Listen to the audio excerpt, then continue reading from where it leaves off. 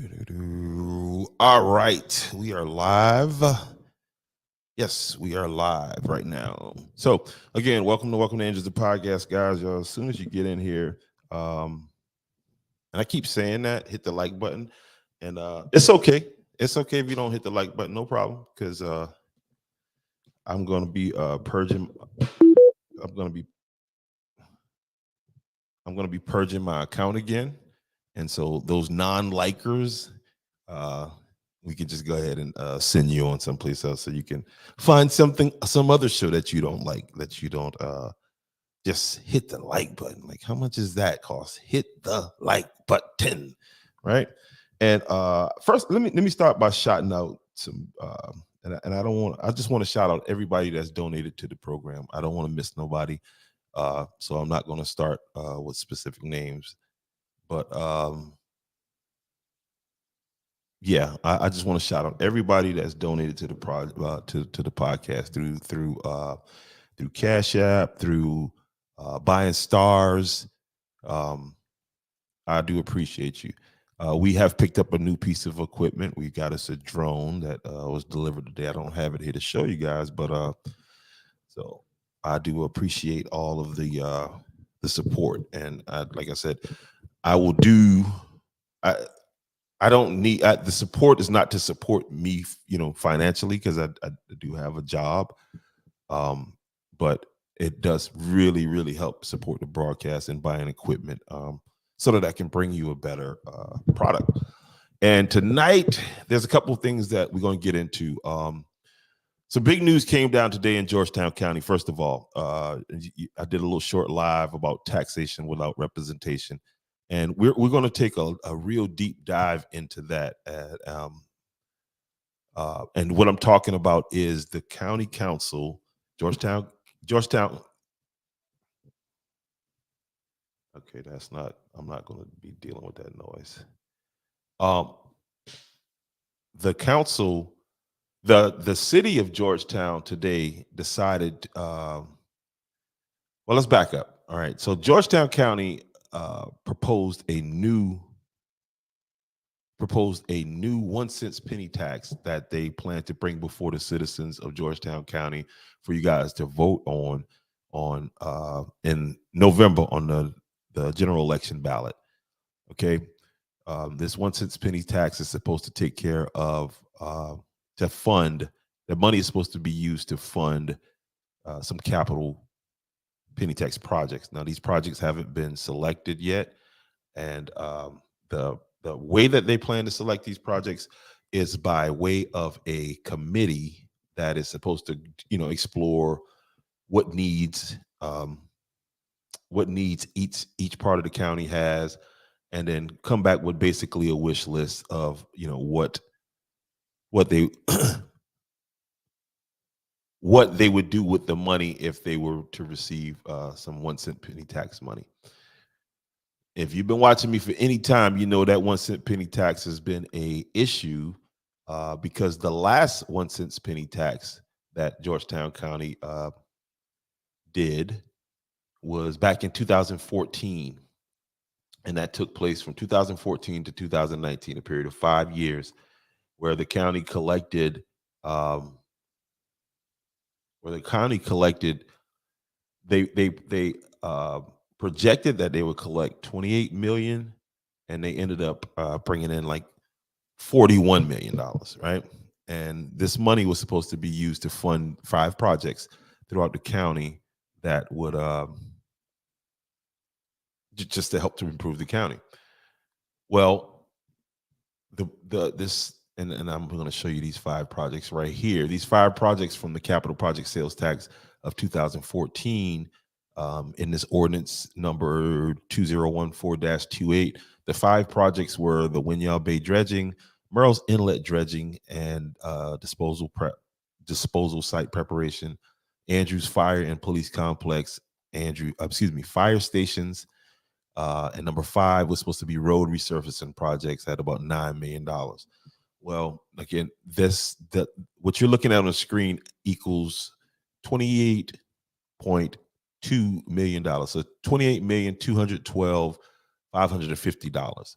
Well, they ended up collecting $41 million, like I said, which gave them $16 million over what they anticipated. Now, they were supposed to complete these 5 projects before they went on to do anything else. That did not happen. Okay. And I'm saying to the people again, I'm gonna come back and we're gonna get into this. But I'm saying to the people of Georgetown County, we need to really pay attention right now, starting now, paying attention.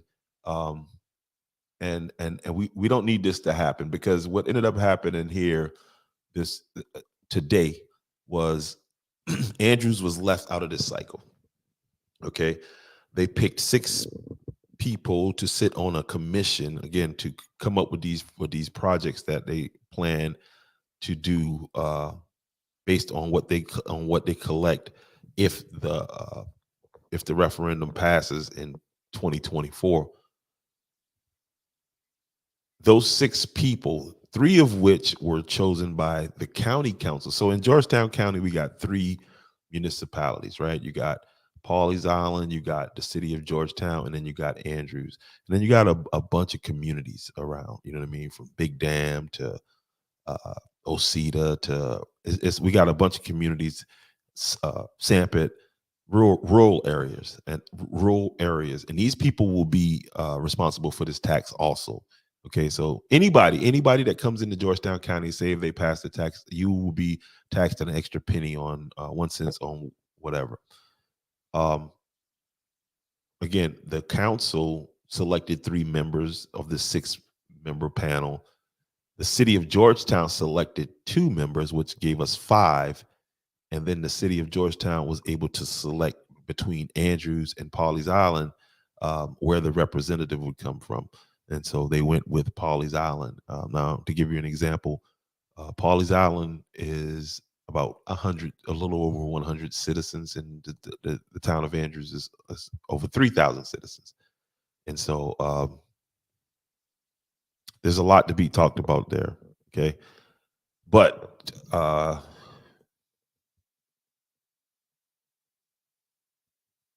and there's just so much that's happened in the last couple hours that I'm just going to kind of hold off on that. And I know this is usually Real Talk Tuesday, but we're going a different route tonight. All right, but I do have some ladies that I had on last night from out in Barnwell, and I want to bring them back on here and so we can talk a little bit more about the situation that is going on out in Barnwell, South Carolina. And the reason why I'm interested in that is because it's a clear miscarriage of justice. It's somebody in a position abusing power, and this is how I interpret what's going on now. Let me bring you guys up to speed here a little bit on that situation by playing this video of the young lady who was affected by the situation in I'm not gonna be saying Bamberg tonight. All right, affected by the situation out in Barnwell, South Carolina. And so here, let me play this video right here. I'm Cherie Samuels, the owner and director of Barnwell Smart Start Childcare. So the issue that we are having at the facility is that originally we were in the clear or approved to bring a modular to the facility. Now we are hearing that the modular is not able to be used at all. Why? At first, they were saying that it was not certified by South Carolina. We did find that it was certified after we presented that certification. Now we're being told that because it was moved, it is now null and void. We were given all the green light to get it. So Barnwell from Myrtle Beach, we checked all the boxes, or so we thought, but now we're being told it's a no-go.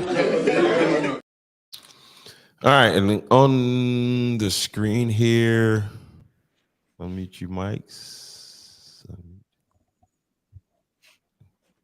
On the screen here, guys, you see young ladies that I had on last night.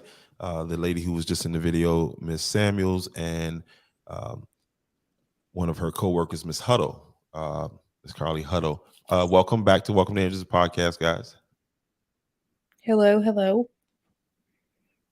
Yep. So, all right, let's pick up where we started last night.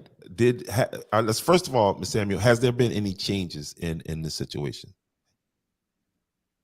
Okay, can't hear you. Let's see what we got going on here. Okay. There we Better. go. There you go. No changes. No changes at all. Um, Today was silent, Mm. real quiet. I couldn't. No one was in the office anywhere for me to speak to. So you did reach out to them. Yes, I did. I did. Wow. So wow. And Carly, did you find out? I know you were looking into some stuff that you wanted to share with us today. Uh, were you able to come up with this stuff? Well, I think I needed a little bit more than 24 hours, but I do know who was with who and who was not with who. So that might have something to do with some of it. Okay, explain. They give us talk. Let's go. This real talk Tuesday.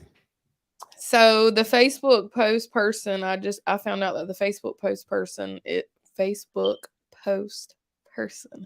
is all for the new mayor. So I'm Okay. not sure Well, if that yeah, I I mean saw we that. kind of did that already, but yeah. That's I saw really that. it. I haven't got to dig how I want to dig. Yeah, I saw that. I saw I'm part of the group now. Um hopefully they don't Oh kick me out. God, be careful. I'm part of the group. I'm so until they kick me out of there. But let me ask you this: Has because I was there and I met a young lady. I don't know. She's supposed to reach out to me from what's the name of the local newspaper there? The People people sent sent. me. Say again. The people Sentinel. The People Sentinel. Have they reached out to you about this situation? Contact information has been exchanged. Hmm. So they haven't done a piece. So is that newspaper? I don't know if you read it often, but I know the one here, the local newspaper here, is it carries the water for the local government. Okay, it's rarely is it a platform where the people who's having serious issue can express, aside from that little 2 or 3 minutes that they do at council meetings, be able to sit and do long form as far as express the and did she reach out to you the other night, last night? I don't know. Yeah, did she reach out to you last night? Last night was when we exchanged information. Okay, well then I'll give her some time. You know what I mean? I don't know what she's waiting on, but because it's important. Because the People Sentinel seems like it's the same thing here. This has been the voice of Barnwell for a long time, and a lot of these local newspapers, you have to watch them, okay? Because they a lot of times the information is just one sided. You know what I mean? And it's just it's not. Wow. Did they close the office today? I'm still tripping on that. No, the office was open. The office was open. I reached out. I was told that the administrator was at lunch. Then I kept calling back. At one point, she was on a call and still on a call. And then, Whoa. So you told them, and they said she was at lunch. So technically, what normal people would do would give her the message when she returns from lunch. yeah. She's intentionally avoiding you.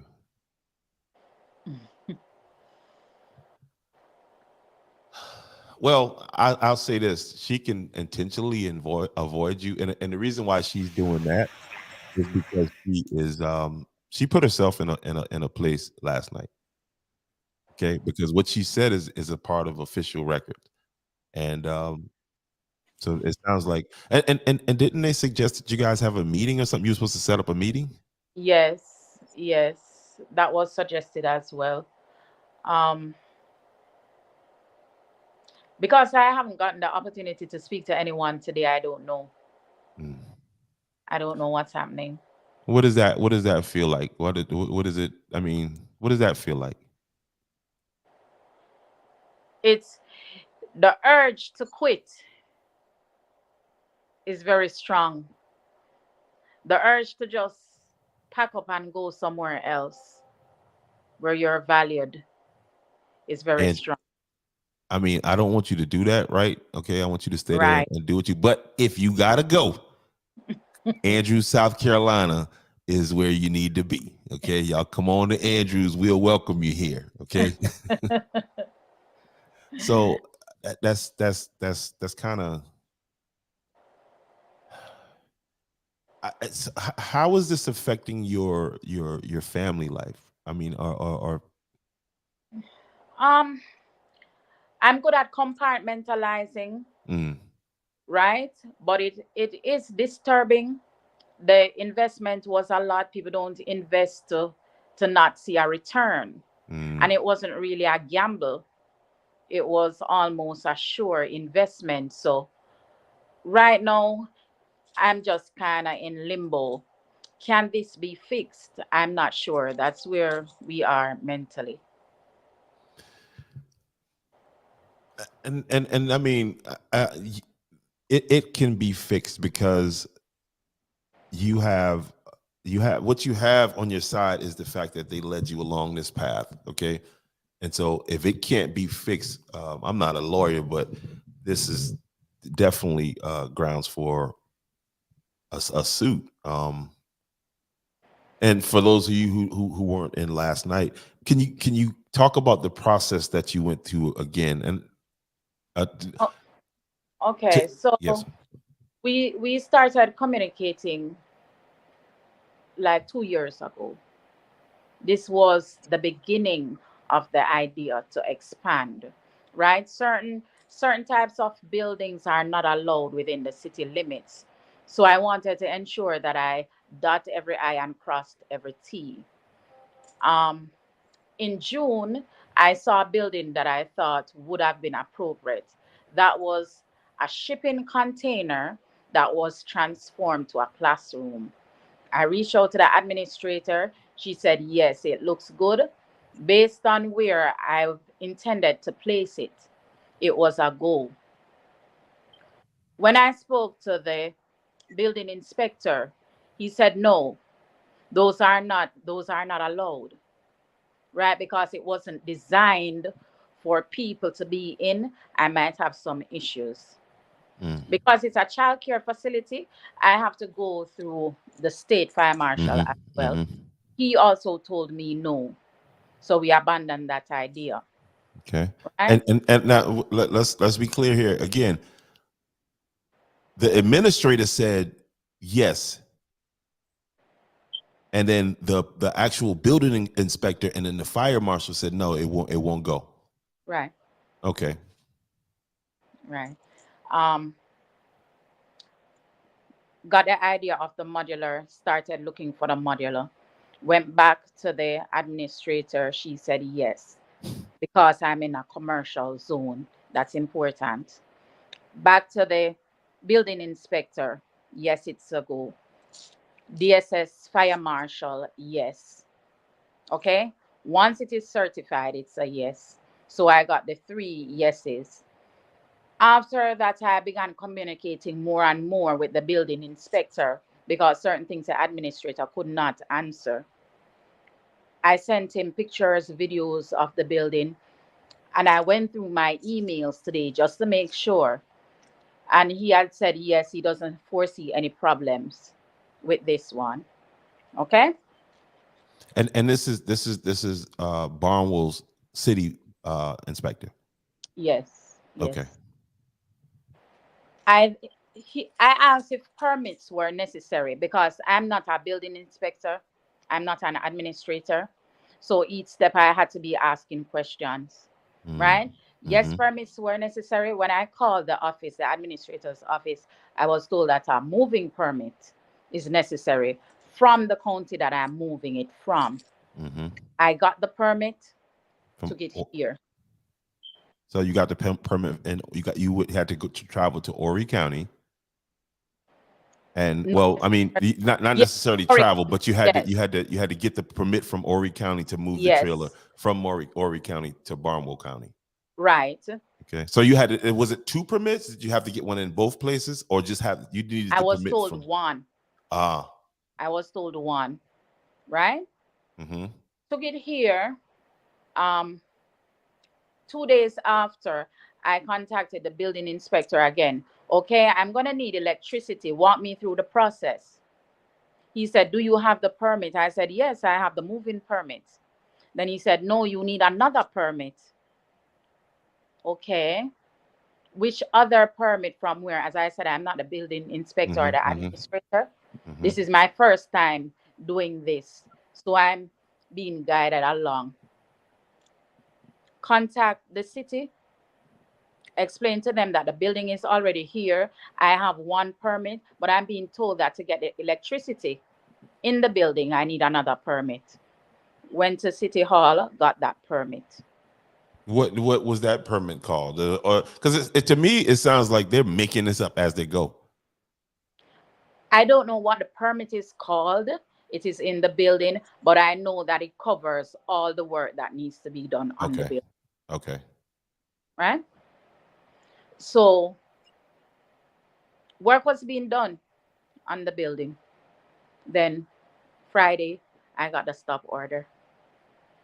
So to pull these permits, did you have to have a certified contractor or something like that? No, when I went to City Hall to pull this particular permit, um, they just asked basic questions about like the purpose of the building, size of the building, stuff like that. Mm. And Carly, about the Facebook post, what was the, because I couldn't find that post. What was the nature of the complaint that people had? What was the problem that they had? Why? They So the guy, I was about to read it to you since you couldn't get to it, but supposedly there was a guy in Barnwell and he wanted to move where I don't know, some type of trailer for his parent or somebody to live in his backyard basically. And being that it was about the zone thing and where it was, they told him no. So when he, I guess, drove by and saw this big old trailer in the yard or daycare parking lot, whatever, he, I guess, started feeling some type of way and went to Facebook about it. And then people were kind of like, some were kind of on his side and then some were like, look, this is a modular building, it's a different code. It's all just, it all depends on what the sticker is and what it says, what type of building it is and how it's coded. And I guess he just didn't understand that part, and then that's when everything started from there. Were there any town officials in this conversation that you know of? So some of them say like admin, and I think that means like they kind of like, I don't know what that means. I don't know if they made up the group or if they Mm-hmm. respond or post on the group a lot. But admin I don't makes up think admin makes up the group, but there, I do not know if it's an official from the town, but I know that there was a post saying that our building inspector approved this building. It is not a mobile home, and we will be discussing this at the meeting on Monday. It sounded Mhm. as if it was from someone. From somebody that, but it had to be for a Facebook post to end up in City Hall meeting. It had to be somebody with some standing. Right. So That is that that was is. it. See, there was 2 posts. One of the posts I can't find no more. I think it got deleted, and that was from a different person. So I think like the David, I mean, the guy, whoever, whatever the guy's name is, I don't know. I know there was more than one post. When I first got on Facebook, all I saw was y'all go ahead and get your traits, your single wides and double wides, and move into Barnwell today because hey, they're just letting anybody come or they're just letting not anybody. They didn't say anybody. They're allowing mobile homes to be placed in Barnwell. Basically, like, I guess they were trying to be funny. Like, hey, go ahead and get your trailers today since we're allowing this now. And it sounds like a bunch of misunderstanding because this is in a commercial zone, right? Yes. So that's what that is, a bunch of man, but it was just a bunch of misunderstanding because this was never supposed to be a residential place. Correct. Wow.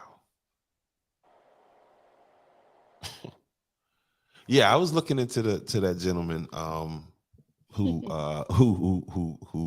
was behind that post. And to think that, okay, you had to go to City Hall from a Facebook post, but now you can't get a word. I mean, is Barnwell busy like that? I seen they had about 5,000 residents in Barnwell, but is the town hall like busy like that all the time? No, I think it's just me. It's just me. Like No. one car there every day. Wow. Yeah. Wow. So let me ask you this: Have you considered an attorney for this? I have, but for this type of case, it's very hard to get an attorney. That's what Mm-hmm. I'm realizing. It's not like a personal injury case, so it seems like it's gonna be a challenge getting an attorney. Again, you got yes, yes, yes, yes, yes, yes, yes, all the way up until Friday, and then you got this is documented. I don't I think. I Go don't ahead. know either. I even I even went back through all the emails to confirm the yeses that I was already sure of. And they're there.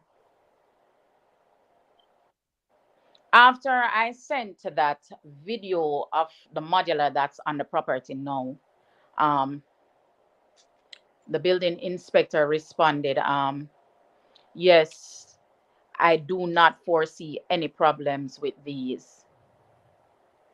My next question, this is how long I looked at the email, so I can't even tell you certain things verbatim. Mm-hmm.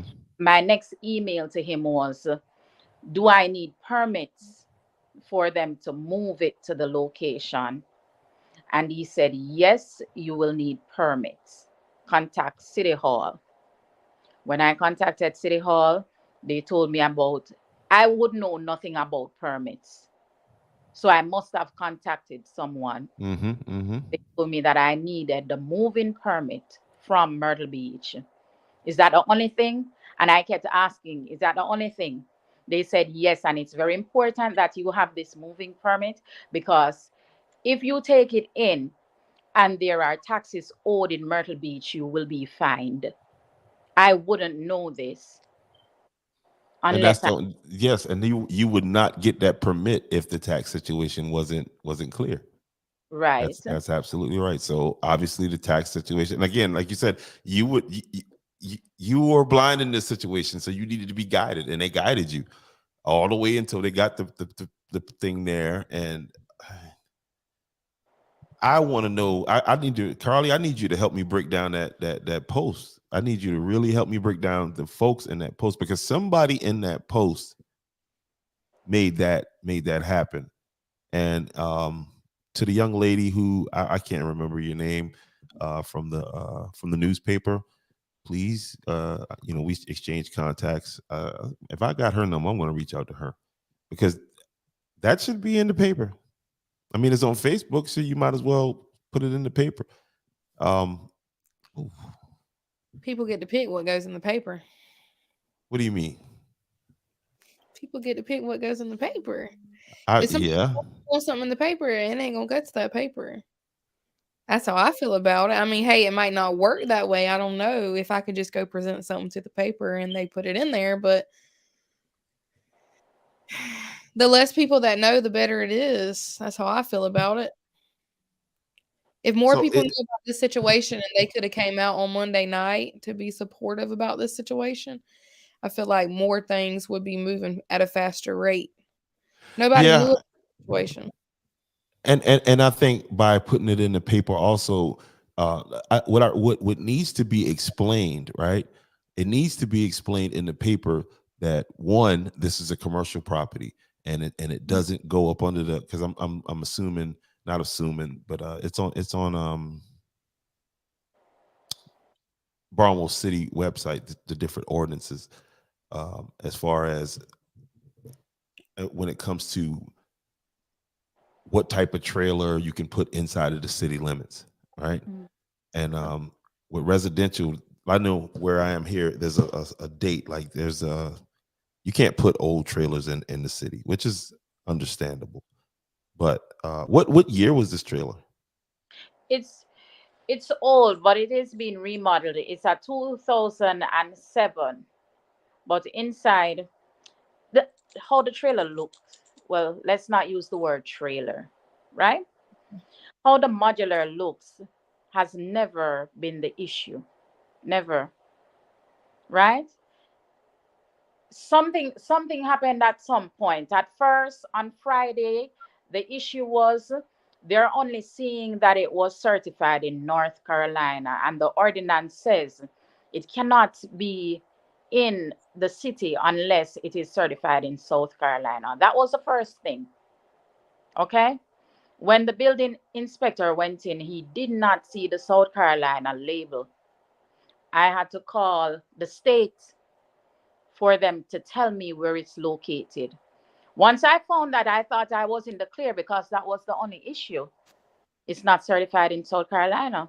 So now that I find the certification, I should be in the clear.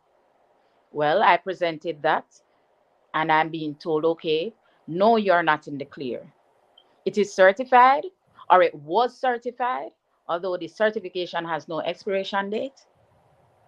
It was certified, but because you moved it from one location to the next, the certification is null and void. It now has to be recertified in order for the county to accept it. How do I get it recertified? I need to take it back to the manufacturer. They targeting you. They targeting they targeted the Jamaican community there, and and I was half joking yesterday, but I'm serious. Like they because again, there, hey guys, there's a whole nother story about a Jamaican restaurant that they took through this process of leading them to, of okay, you can have a business, there's just, and then all of a sudden they just pull the rug from underneath them. So wow. So when did you find out? When did you find out that we gotta put it on the back of our truck and pull it down to Myrtle Beach and get it recertified again? No, from what day is today? From that meeting. Oh, From that meeting I had with the administrator, right? And The so only and, that it and will be accepted is if it is recertified. why so not say that from the beginning? Okay. So it keeps getting deeper. At first, um, at first when she told me that the certification is null and void because I move it from one location to the next, I understood her words, but I could not understand the concept. So I asked her, show me where it's written. You have to show me something yeah, where it's she and that's one of the things that I wanted, because I got a list of things that I need you to request from them, and one of those things is you're gonna have to show me where the state law is. So because the way it looks, right? If she brought you this far in error, then it's on her. It's not on you. Mhm. That's what she's saying. The state law does not allow it. Has she showed you the state law? Okay, she gave me a copy of the regulations, and the Mhm. regulations pointed me to a particular number. It is saying that if the trailer is altered or converted, then the certification is void. I pointed out to her that altered means change, Mm-hmm. Converted means change. I still do not see where it is saying that once it is relocated, it is null and void. All right. And Eventually, she sent me an email where someone from somewhere else was saying that to her, that once it's relocated, it is null and void. I emailed that person asking them to send me something in writing because I want to know if this is being interpreted or it is actually written clearly somewhere. and it sounds like she just makes it up as she goes. That's what it sounds. It sounds like this lady is sounds like y'all got a out of control administrator there in town. I'm trying to tell you, she might be sending the messages herself. Well, it is coming from the states. That's what's being said. And once it Yeah, but I mean, ain't this the same person that took you through all that? Wouldn't she have already like that's what I'm saying? Like how does did they just make this up from the time you got the modular, and let's not use the word trailer because it's not a trailer. By the time you got the modular to Barnwell, apparently the law changed. it changed so significantly that the building inspector didn't know. Are you hearing me? Wow.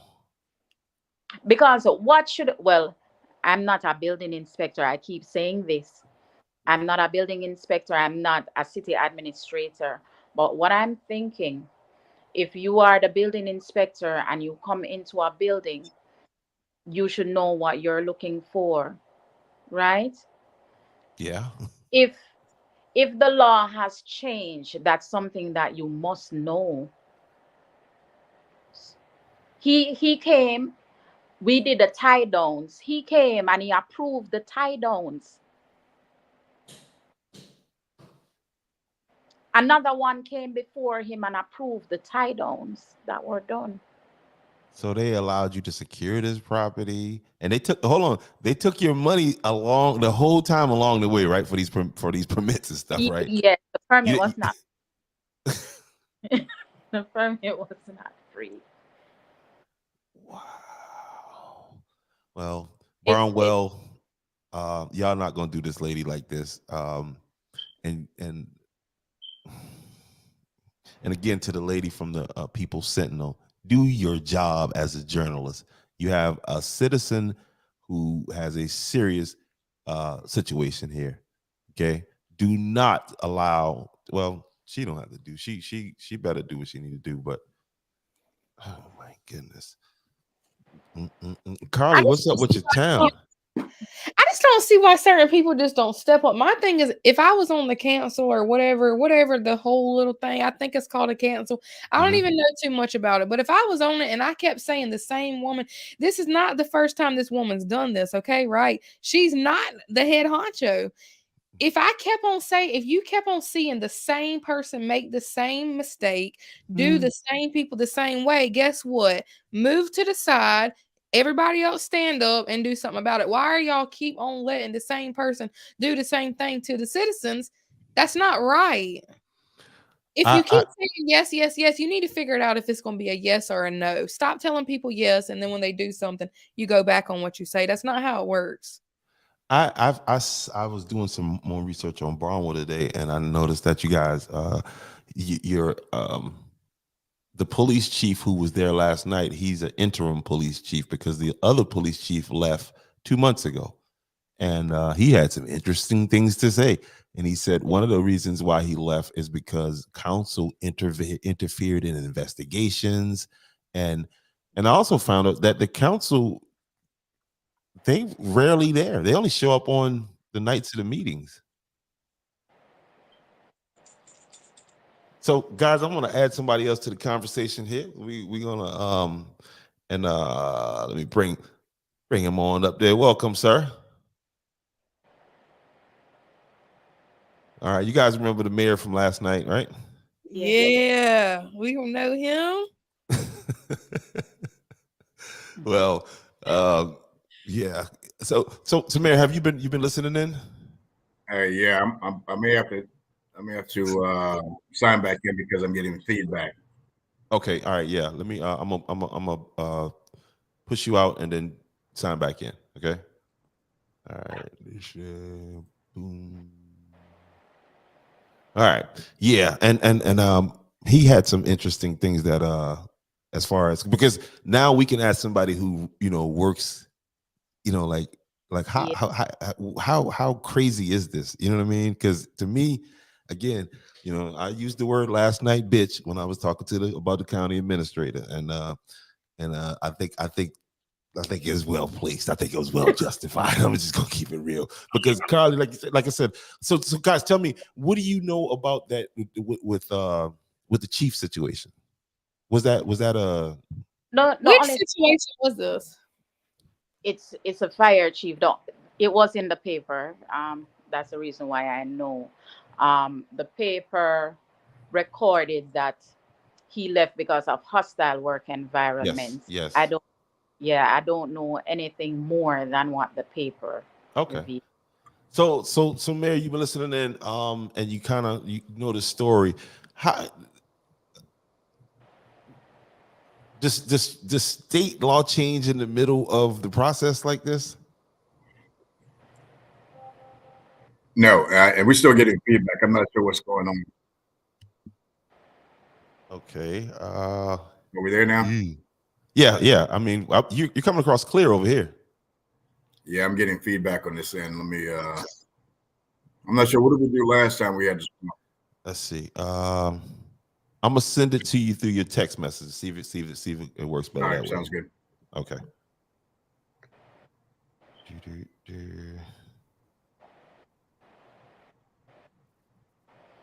Okay. All right, I just sent you the other link. I'm gonna push you out again and then come back in. So yeah. So and guys, like I said, we lot has been going. You guys think they crazy over there in Bone? Ooh, we had a situation today over here. I was talking about earlier about this 1 cent tax, and tonight we're gonna get a little deeper in it. But first, we're gonna talk about we need to come up with a plan of action as far as to put pressure on them, because I think what they want you to do is to become discouraged and give up. Okay, because at this point, the ball is in it's on them, because they made all of the mistakes up to this point. Okay, and the people of Barnwell should be, like you said, Carly. Everybody should know about this, because if they're doing it to her, they'll do it to you too. You know. Who?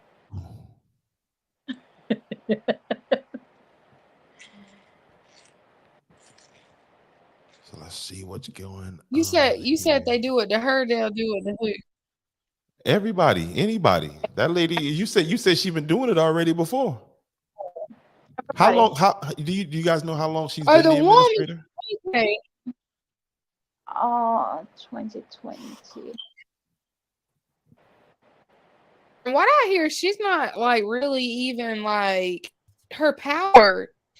She think like I heard like she tries to like rule people there and tries to make decisions, but in reality, she's not one of them. People just are sitting down and they're backing down to her, and I don't think she has the power that she thinks she has. I don't have a lot of info. I don't have a lot of knowledge about how the council works. But And so Mayor, if you would tell us, because you're still getting a bunch of feedback.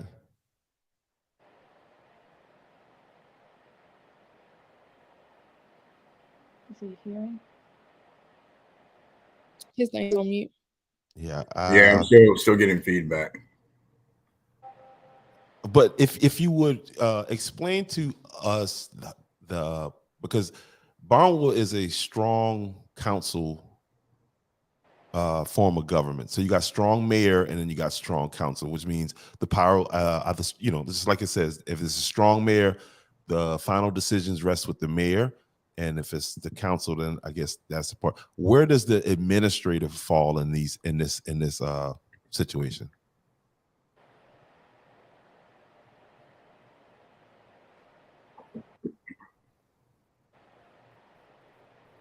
All right. So we're still getting this pretty bad on this feedback. What I'm gonna do, I'm gonna reboot, and I'll how you hearing me now? You're coming across good, but I can tell there's a delay.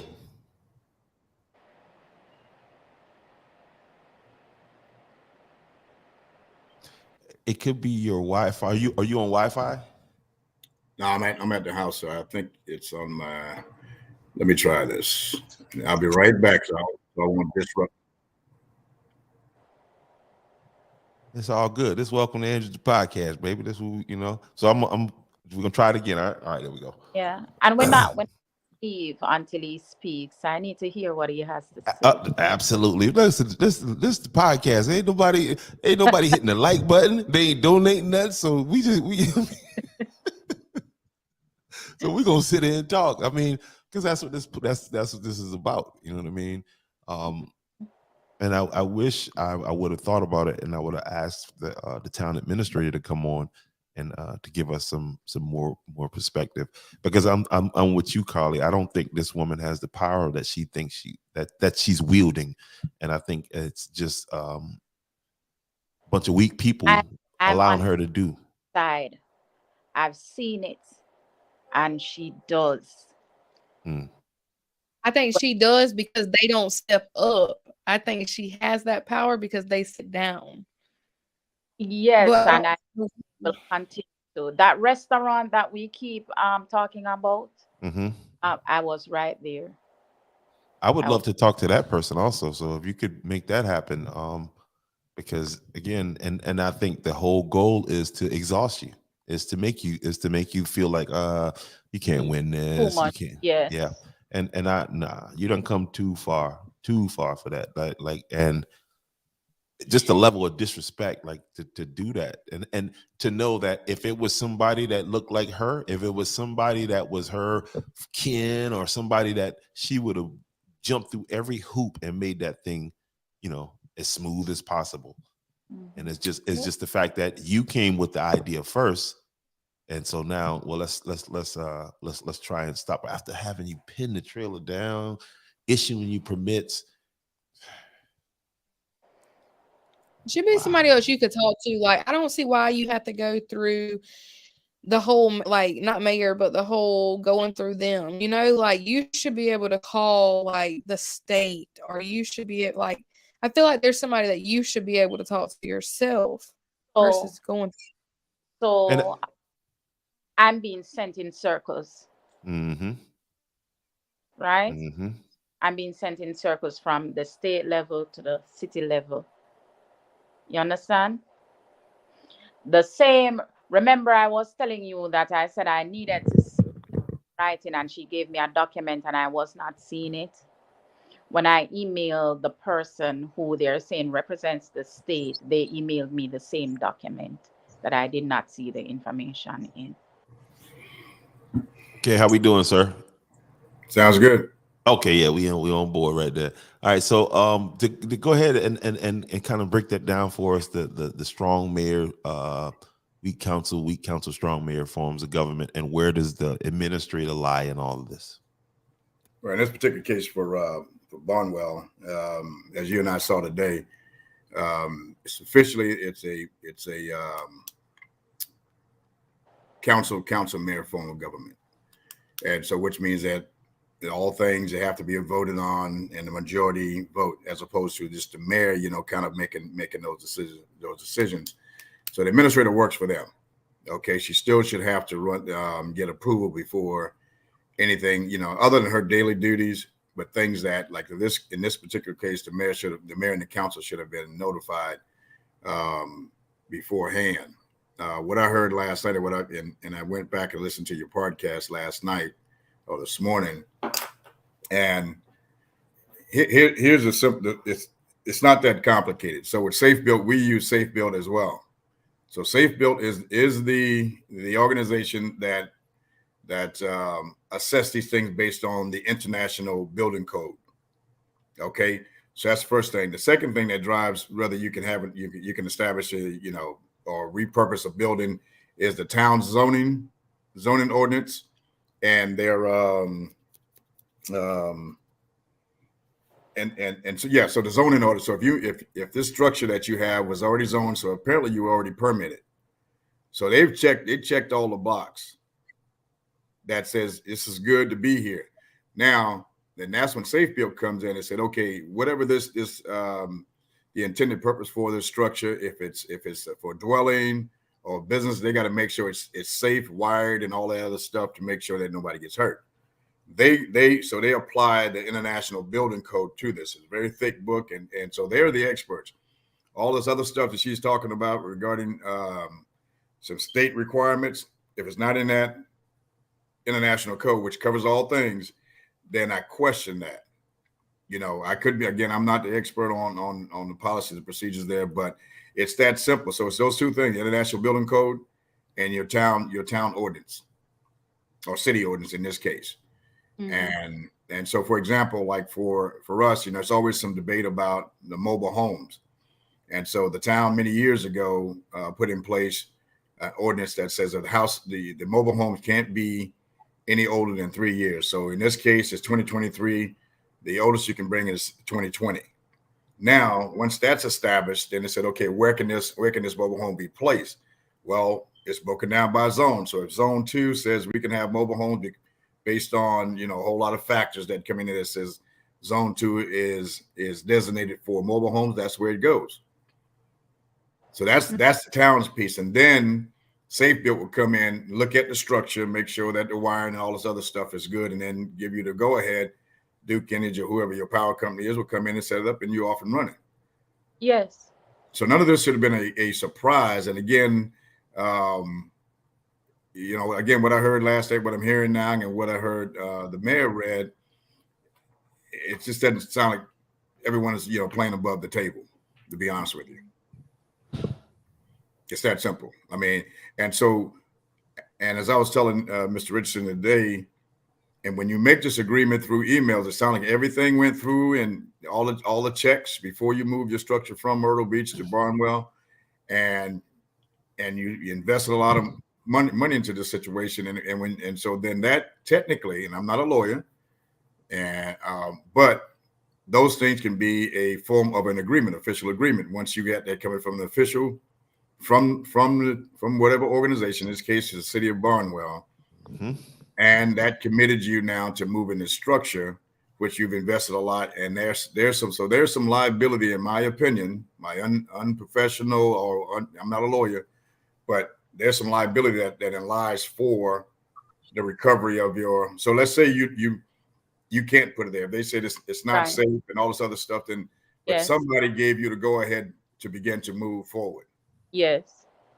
Okay, so you should not have to eat that cost. And so I think the mayor mentioned it last night, as well as one of the council members.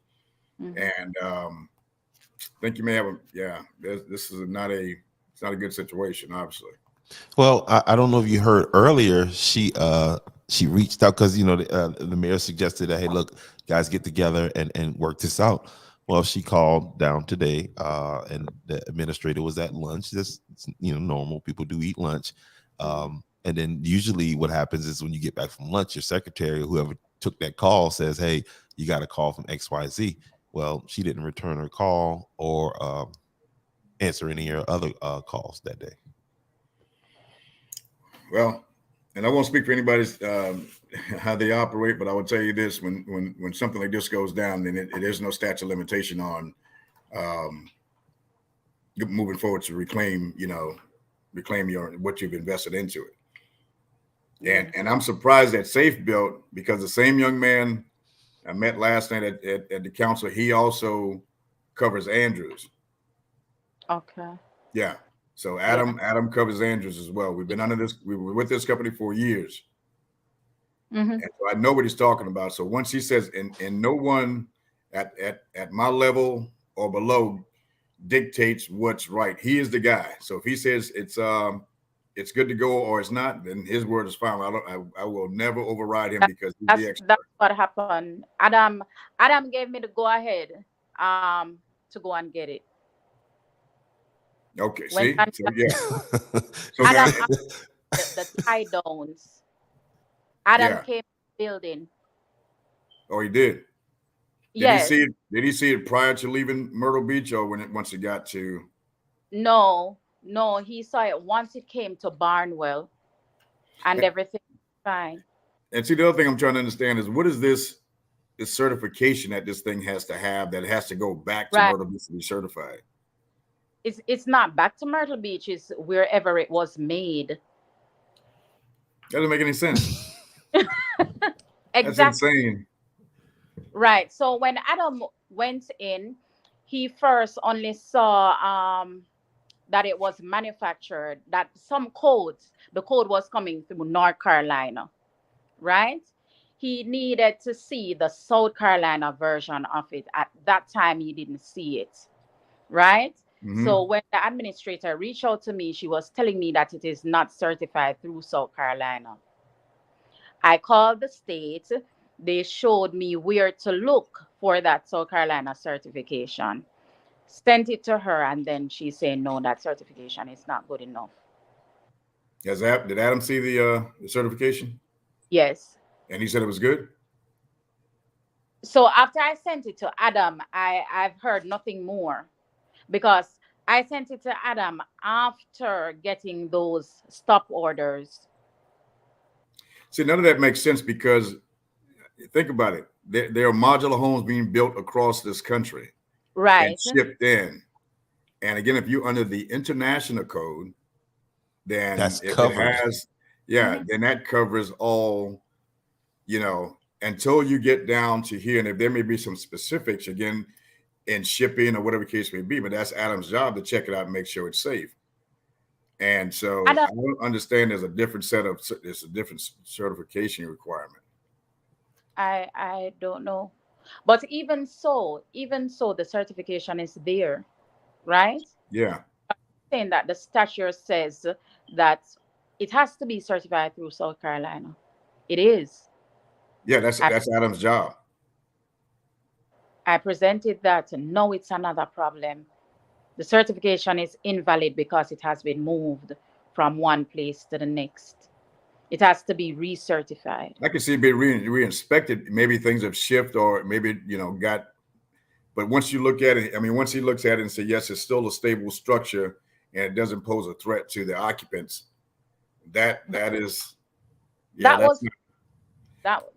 done. Well, I would call Safe Built, because again, those are I would call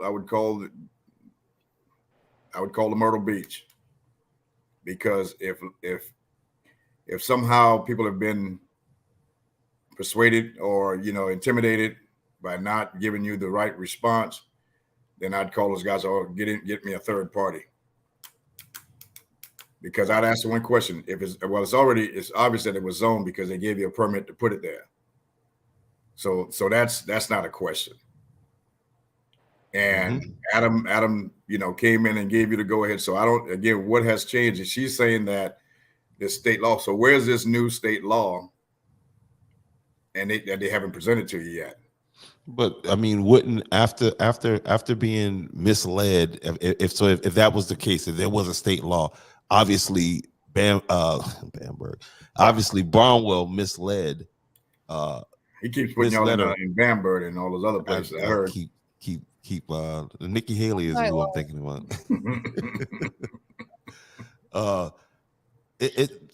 Wouldn't that fall on the administrator as far as well, I'm not sure if she is the person that inspects. So they should have. It's like we have a code enforcer, but that person's job is not. She's not certified in approving or disapproving a structure. That's why you have a third party like Safe Built. That's Safe Built's responsibility. Once you meet the zoning requirements, which is the permitting through the town, and you met that, then Safe Built comes in, and when he does his thing, that's a done deal. And she said he did. He came in and tied it down and said, "All right, good." Yeah, that's a done deal. So I was wondering, because I was saying to her today that I would FOIA You might have to let her exit her out and make her back in because last night it did the same thing to me. Like, can you hear Okay, now? I'm hearing now. Yeah, I'm hearing now. For you, all information pertaining to this thing, and she would file that with the city, right? Just nothing special, But not only that, I would see whatever communication the administrator had with Adam.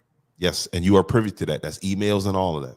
Yeah. But again, Safe Built owe you an answer because now did they give you something or signed? They should have signed off on something said you were good to go. It was just an email. Okay, well that's sufficient. That's what Adam sent you an email, so you were.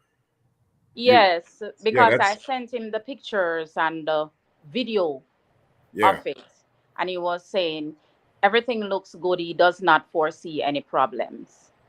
Now, what does that? I'm trying to understand. What does that mean? Did he ever come out and physically inspect the place? Yes, after it got to Barnwell, he did not go to Myrtle Beach. Yes. Okay, and that's when he gave you the thumbs up to go with the tie downs, or that's when he approved the tie Yes, he approved the tie downs. Yeah, there's no backtracking from it. And the thing is, if there was some state law, he would have been abreast of that. That's his job. That's as a contractor, he's supposed to be the expert in that. Because there's never a state guy or girl that comes down and says yes to structure. That's Safe Built's job. That's Safe Built in the city of Barnwell. And in this case of Andrews, it would be Andrews and Safe Built. So there's no other party that intervenes and called down and said there's a new law. That would have been known by Safe Built. And that's why I tell you, I would place a call down because his supervisors, folks down at Safe Built, know what right looks like. And so if Adam is being muscled to some degree, I'm not suggesting, but if it is, I'd go directly to them because it really puts that company in a liable situation. That company in that city is putting himself in harm's way. If this is, if what we're discussing, this is how it went down, it's not good. Yeah. I wish you could like explain everything last night to everybody because I feel like the only person that I feel like nobody really knows what's really going on out of everything that you've had. Like, even though like the mayor like said little pieces, like everybody on the council, all that stuff doesn't really know every single thing that's going on, only her. And I don't think she's saying everything she needs to say to them for them to know. So, well, I will tell you this.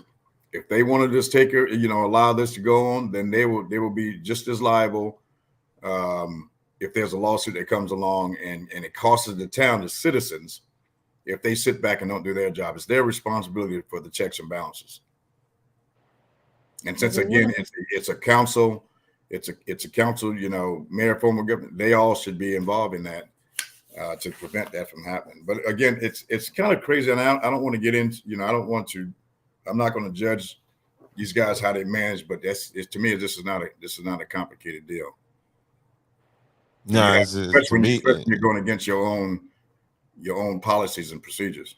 Yeah, that's my point right there. This policy and procedures that you have that you've already approved. Now you're reneging on it. That's a whole different animal.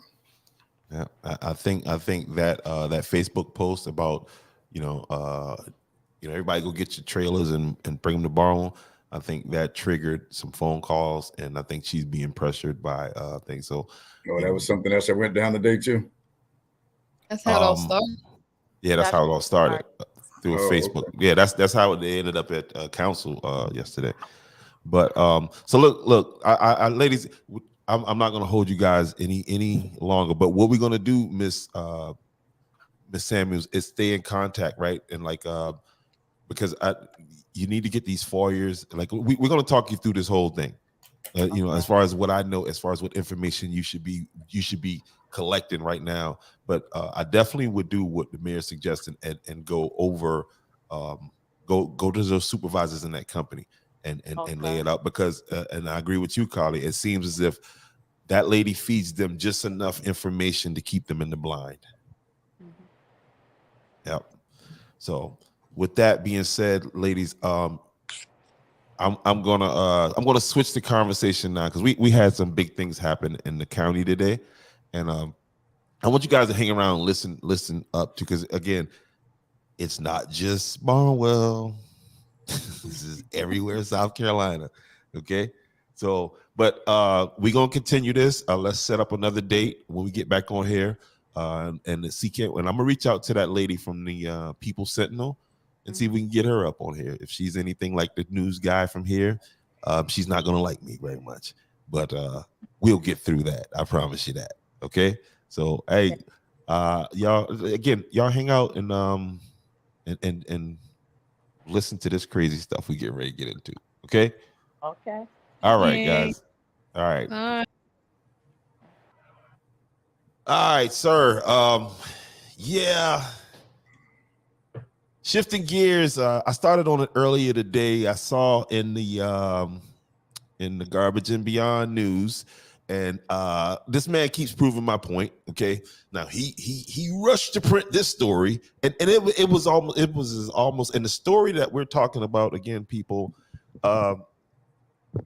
is the town of Andrews was left off of a representative from the town of Andrews was left off of the, I guess you call it a steering committee. Actually, no, it's a commission. It's a commission. Okay. Yeah. So what these guys, their responsibility is to gather all the information, structure or write the referendum that's going to be presented to the council, and that encaptures all of the particulars with respect to how this money, the timeline, how this money going to be spent, all of the projects that's going to be considered. So they'll put all this together and then present it to council for a vote. So that's important to have someone that's representing, each entity. And so as it stands right now, I haven't seen, no one has contacted me yet for official announcement. I got a text message later today, as I was on my way out to go to another meeting from another news agency was asking me, or media platform that was asking me what was my thoughts on that, and I didn't have any thoughts. It's the first thing I heard, and obviously I was very disappointed that at first I didn't hear it through official channels. So whoa. So the newspaper got it before officials in these places got it. Well, I don't know about them, but I know from us, it was already, when I was contacted today for comments, it was already published like 5 hours earlier. That's why I say that they had him stories. I'm going to stand on that. Now, I will say this, that all of these things should be, just like any governmental or an extension of the government, all these things are public. It should be with the doors open. Now, a lot of them don't publicize that it's an open meeting, but all of these things should be open session. Only thing that is behind closed doors or executive sessions with the entities that talk about specific things, contract thing. But in this particular case, it should have been an open session. So I don't know how it got out. I just know no one ever contacted us. And I mean, again, guys, we are talking about the commission for the prospective 1 cent penny tax in 2024 that they're going to propose for you, the citizens of Georgetown County, to vote on. Now, and the way they chose this commission, again, they chose three. The council chose three, and I'm gonna say this too.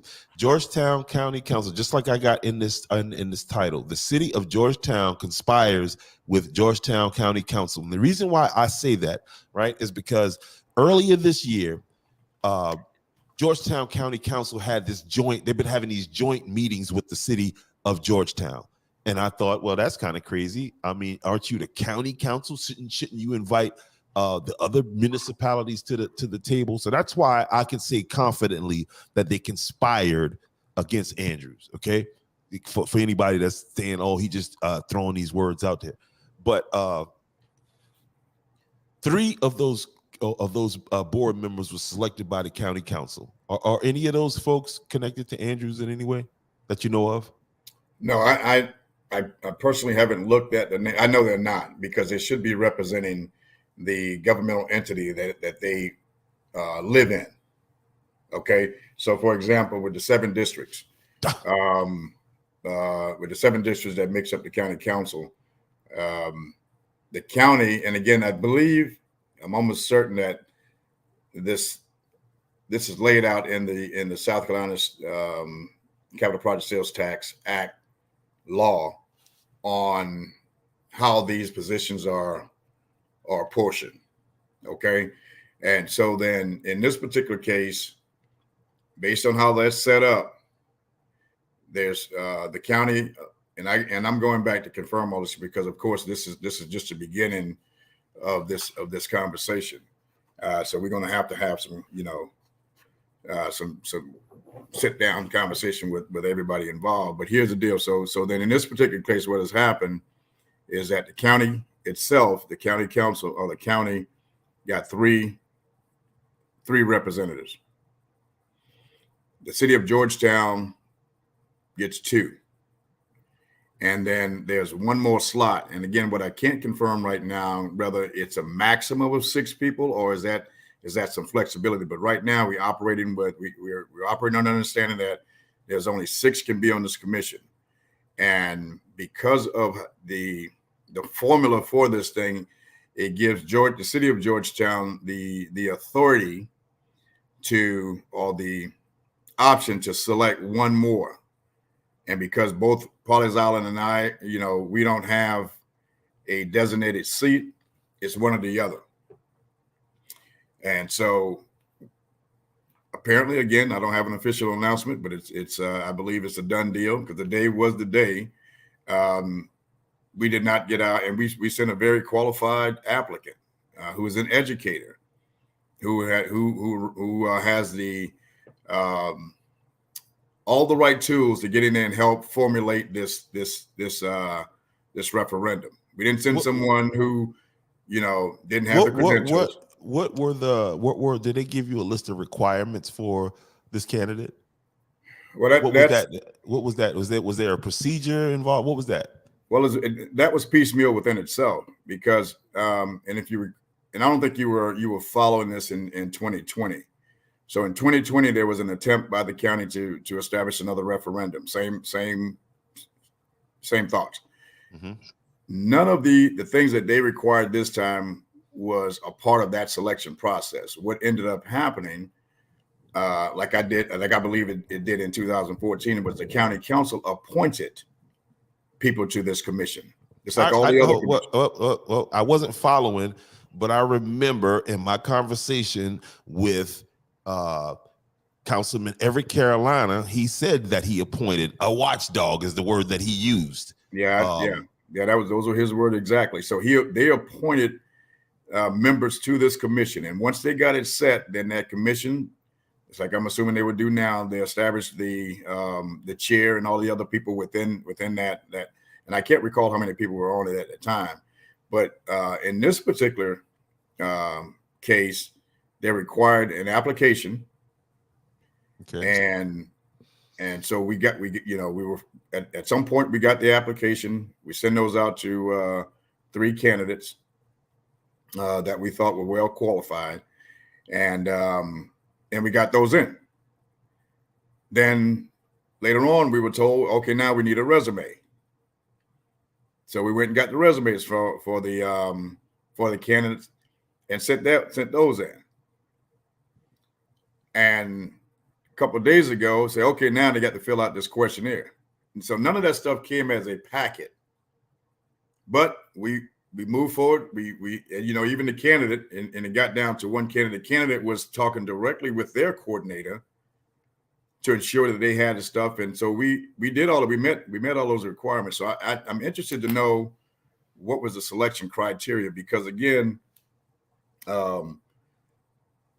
it was these two gentlemen from the city of Georgetown, not the council or the mayor. It was these 2 guys who they appointed were the 2 that met to make the decision. Now, again, my question is, how do they know what, I mean, I don't know what criteria these guys use. I don't know who they are. and I will find out all these things to see what's going on. But I'm interested to know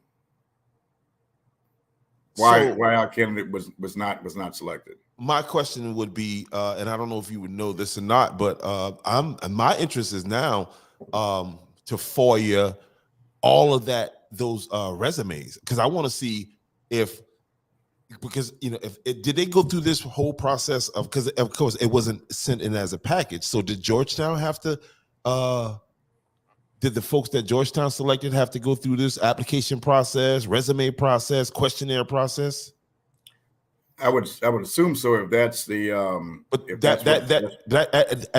that's public information right now, right? Well, I will say this, because you're talking about separate entities. So okay. So the county selection process, they could have appointed someone. Gotcha. Okay, that's their prerogative.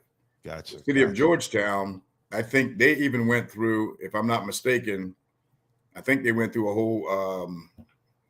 The way they select their representatives, I believe, is they all voted for this person or something like that. I mean, these two guys, and then I don't know where all the other requirements started to come from, but I know we were actually we were getting questions from the county's HR for information on our candidate, and we were also getting requirements from Georgetown. So I'm like, well, who am I supposed to be talking to? Why is there so much? Why are we going through all these changes?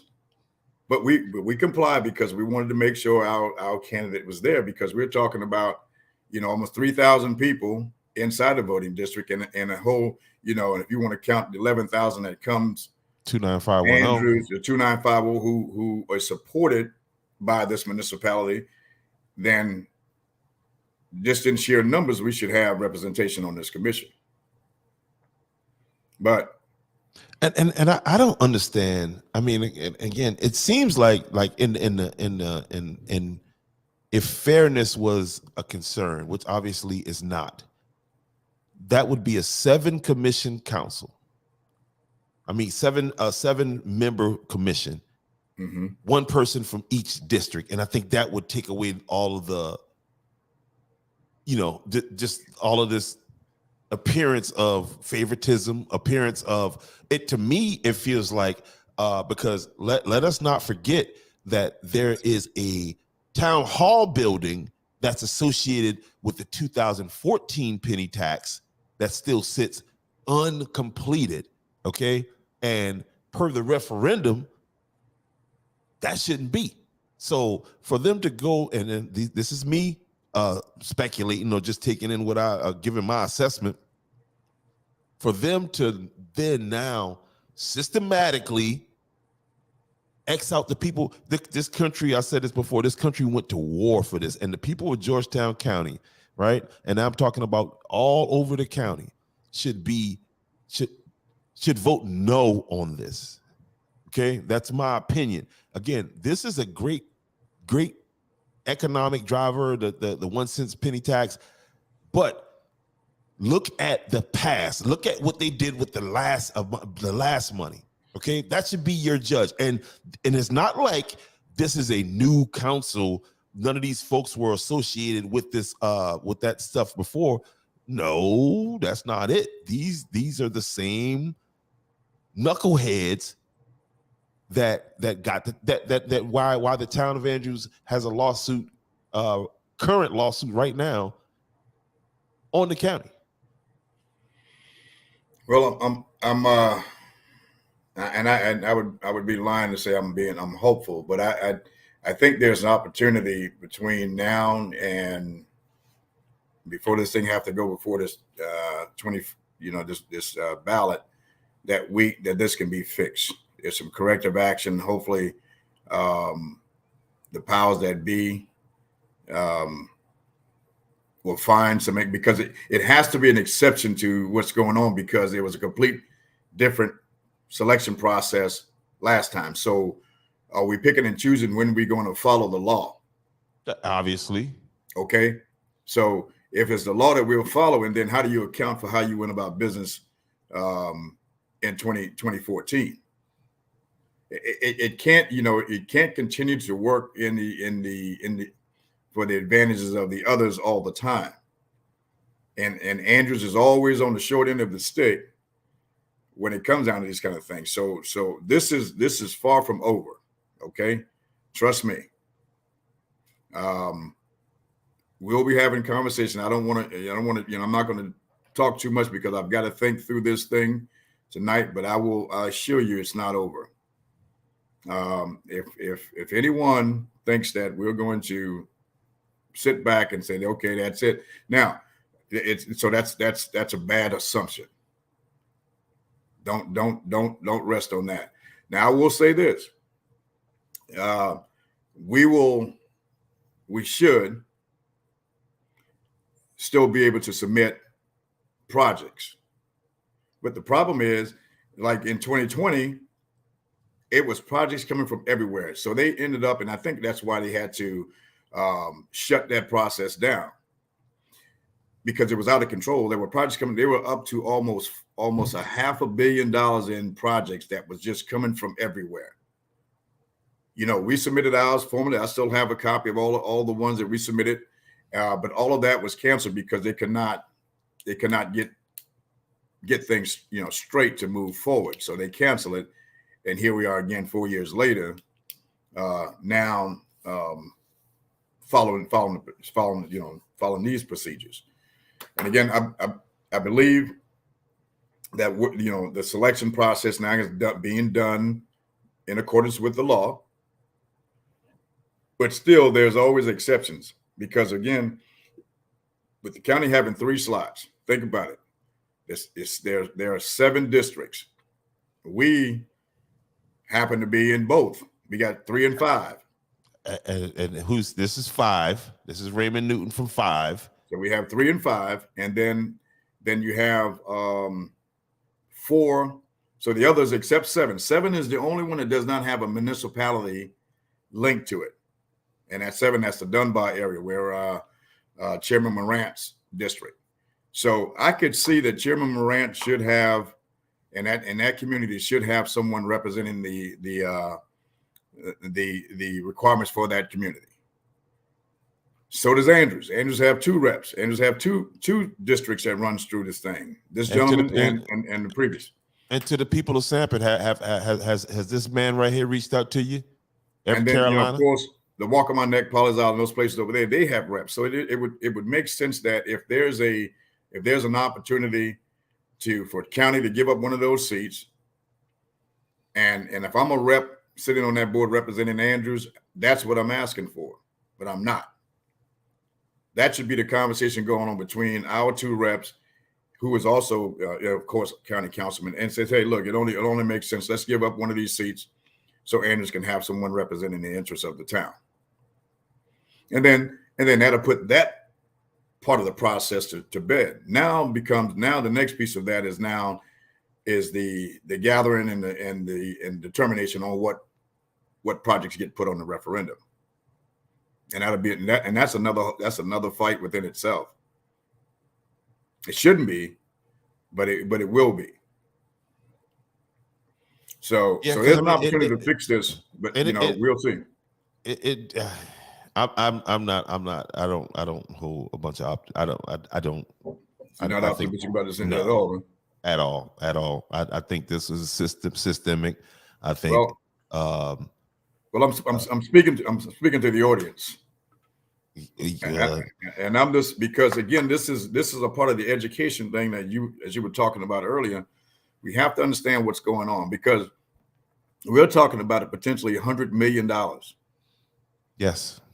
If not more. So we're talking about 2 referendums, or 1 referendum, I think, with 2. I don't know how. I think it's going to probably be 2 referendums. I'm not sure, because you got the loss, which is the local option sales tax, and then you have the capital project sales tax. Mm-hmm.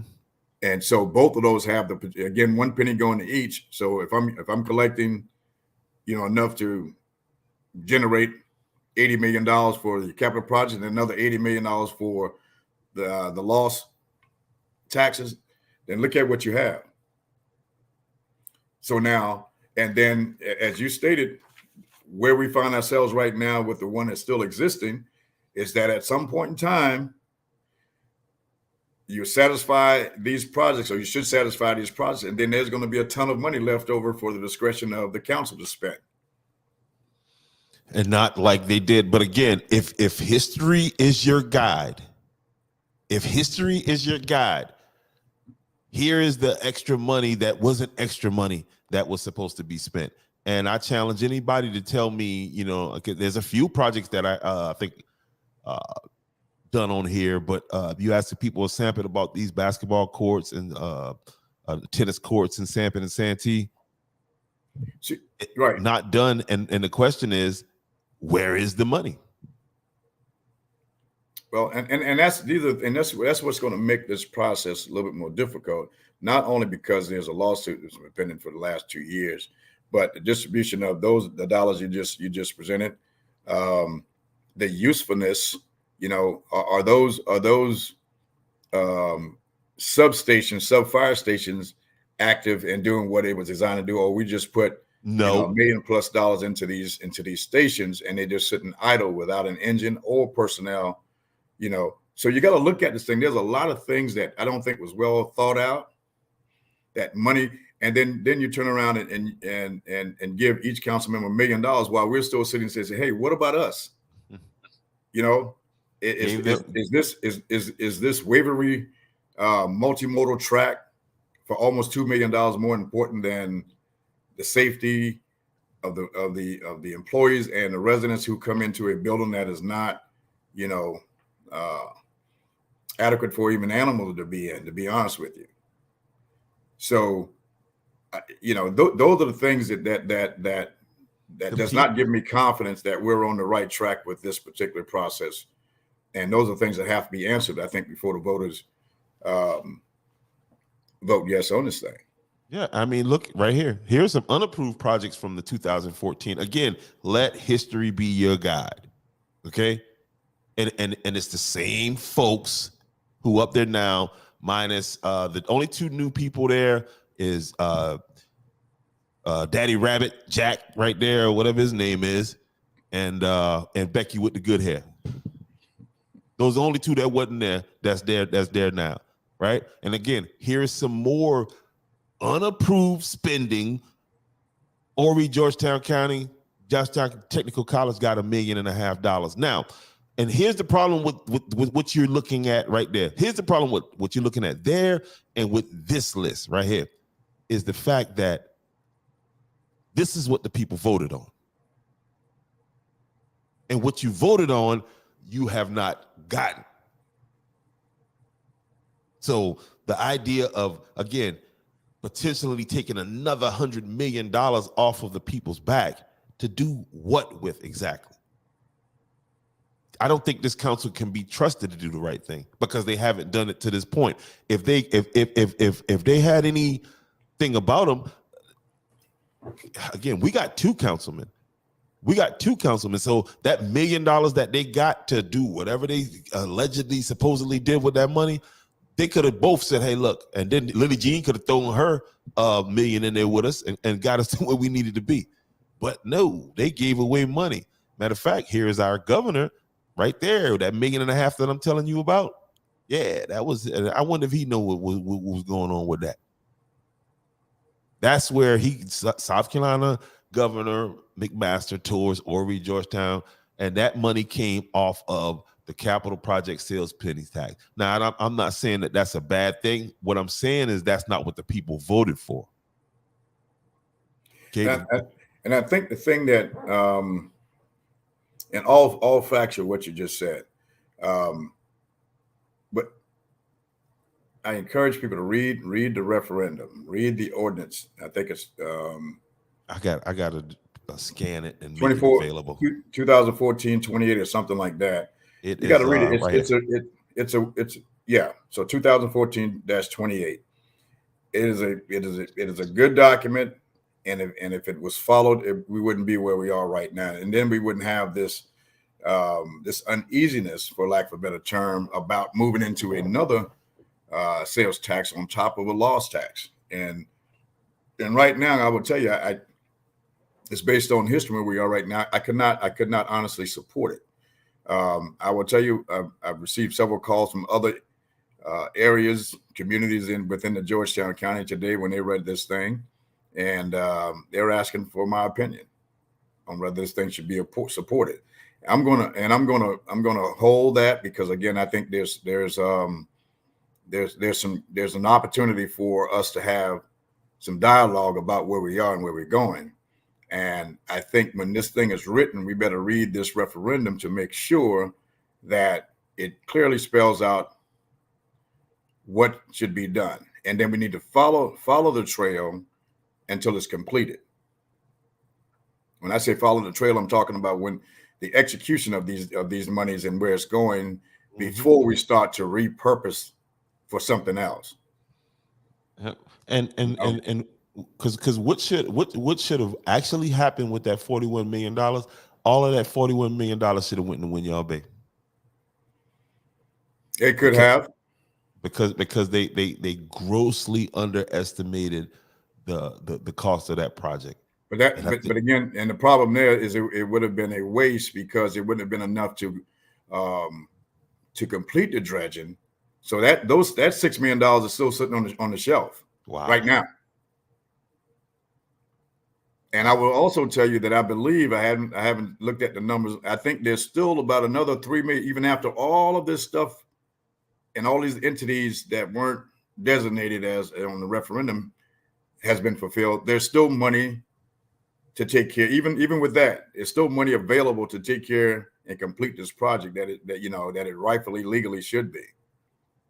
But it is I don't understand the mentality. I don't understand if I don't get it, to be honest with you. This is the most perplexed I've ever been about a project or a process in the government for the last 29 plus 8. I've seen a lot of stuff. I've been a part of a lot of organizational designs and rebuild. All this stuff I'm looking at now. This is not new to me. What's new to me is how we shift gears. The procedure. And listen, I did some digging into the court case and to the so the Speaker of the House, South Carolina Speaker of the House, represents Georgetown County, and this is how they're able to stay out of court and kick this down the road. Now their goal, again, now we getting into speculation, was to wait McCleary out. Let's get him up out of there. And then get these other people in here and get this thing moving forward. I think it should be a conflict of interest for the Speaker of the House. And again, this is me speaking. This is through my research, and I don't think a lot of folks understand that he is given special privilege to kick the court case down the road because of his obligations to the state. That's my understanding of that. Am I understanding that wrong? Yeah, it's not just him. Any attorney that is a state legislator that have court cases, if they have an obligation on at the state, whether they're in session, then it can be continued. So it's not just for him. It's for any attorney that happens to be a state representative or senator. That was put in place. That was put in place for them so they can focus on the state level business. And that was something that was in place. I think was put in place that by the Chief Justice, maybe in I think just as we got into this case about 2020. Now, and again, I don't think that part had anything. And I think the intention. Maybe good intentions was that, but again, it's hurting. And I don't know who else is affected by this as greatly as we are.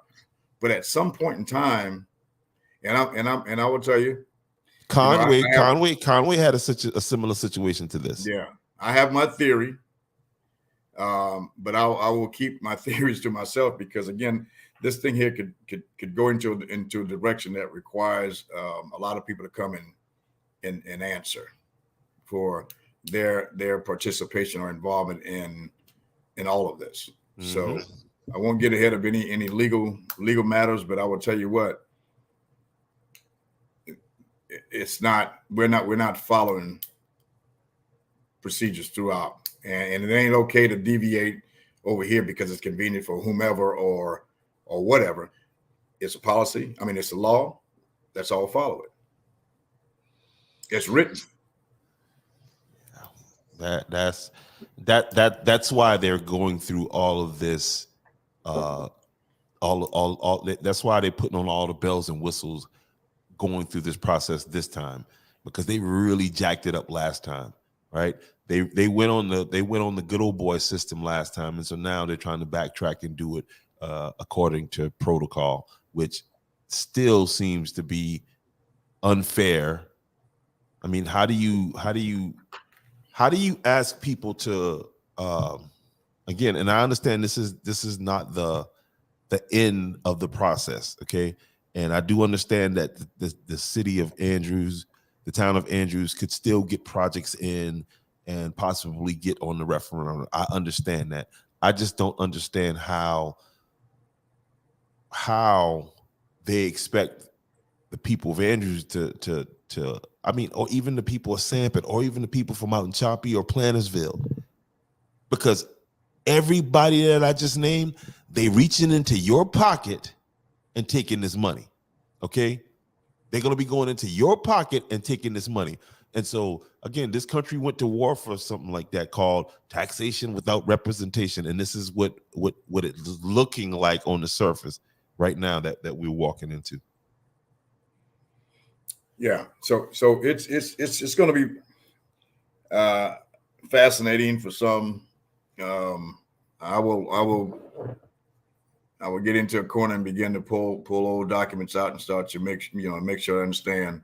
But again, the process this time, as you stated, is they're following the letter of the law.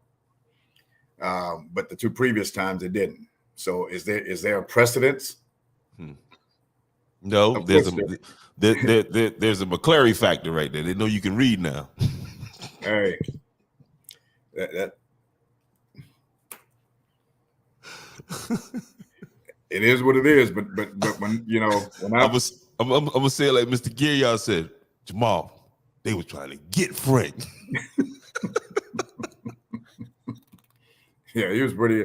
Yeah, I got to talk to Donald, but I definitely got to get Mr. I sent him a link late, so I'm gonna call him early in the morning and prep so we can get on, because I can't go but so far with you, sir. I mean, I love having you on. I want you to always come on, but I understand you got a job. So you send me and Donald free agents. Yeah, I will tell you, when I heard it today, now I was not the cool, calm, and collected. It really bothered me greatly, because it's not me that you are hurting. It is the town. It's the people, the taxpayers, just like everybody else. And so, because of my passion, it got to a place that I was not okay with. And I'm glad I had an opportunity to step back, start thinking through, thinking rationally, and then developing a plan. So that's why I could say, with all confidence, that this is not over. And so I know they're expecting me to get on here tonight and make a whole bunch of threats and act. No, it's not going to happen, because when you're legally within your rights, our rights, it's my job as a mayor to fight. It's the entire council. So I would hope that the council gets behind. I hope that the people, because I said today to one of our citizens that contacted me about it, she was very disturbed by it. And I told her then, I said, here, why did they keep doing this to us? It was the question. And my thing was, they're going to continue to do this until all of us, black, white, I don't care if you're from Andrews, yes, until sir. we come together, unified. And, sir, let me say this here. Because they wanted to divide the city, and during the election, guess what? They taxing all of you, white, black, Mexican, everybody getting taxed. This is everybody problem. But it's our town. So if we don't come together and be on the same, unified on the same message, and that we're not going to stand for this, not just for this situation, all things, then it will continue to happen. That was my response. It will continue to happen, because politicians don't listen to each other. They listen to the voters. and then we don't have the capital to threaten them, if you will, or to hold that over the head, so we're not the big money generators here for the county, so that doesn't count. But I tell you what, the power in voting. So if you take these 11,000 people that under the 29510 and we bond together as one and says, okay, we need this for Big Dam, we need this for Andrews, Santee, Osita, all these places that falls under the 29, if we all come together and say, this is what I want, I'll represent. But again, I mean, I'll go out and carry the mail. But if we don't have everyone behind me or behind this council, and the council got to be on board, because we weren't unified. No, and that's okay? that's the we weren't unified, which is madness, because anything we build here is for the town, because we all will at some point in time move on, rather to another something else, or move on to glory. These structures are going to be here, and it's for the for everybody that's obviously. So, but we get so wrapped up into, well, who's the mayor, or who's going to benefit. That's nonsense. It is for the people. And that's the sadness in this whole thing. So then when we're fighting against each other, when we're sending letters out of this town to somebody to say, hey, I don't support the mayor on this. You're not supporting the town. It's not McCleary. And that's what we got to get beyond this craziness, and stop all this bashing. Love where you live. Get involved. You see a handful of people out here on Main Street got Main Street looking great. Oh man, I saw them ladies out there. Shout out, man. Hold on. Whoa. Let me drop a bomb for them ladies right there. And then I want to talk junk to the rest of the churches. Get your butt out there, okay? Do not let these other churches outdo you. Make it a competition. Get out there, pick a block, matter of fact, we'll be the weather was kind of crazy last weekend, but bomb for those people today on Main Street. Yeah, Ms. Carla McKenzie, they're doing great stuff. I saw some pictures when I was coming from my late night, or my late evening event in Merle's Inlet. I was able to see some of the pictures she sent out with the museum. The museum, yeah. Lit. So again, that is where we all need to be. And if you can't physically get out there, don't bash what's happening. Don't bash your town. None of this stuff goes with me when I move on.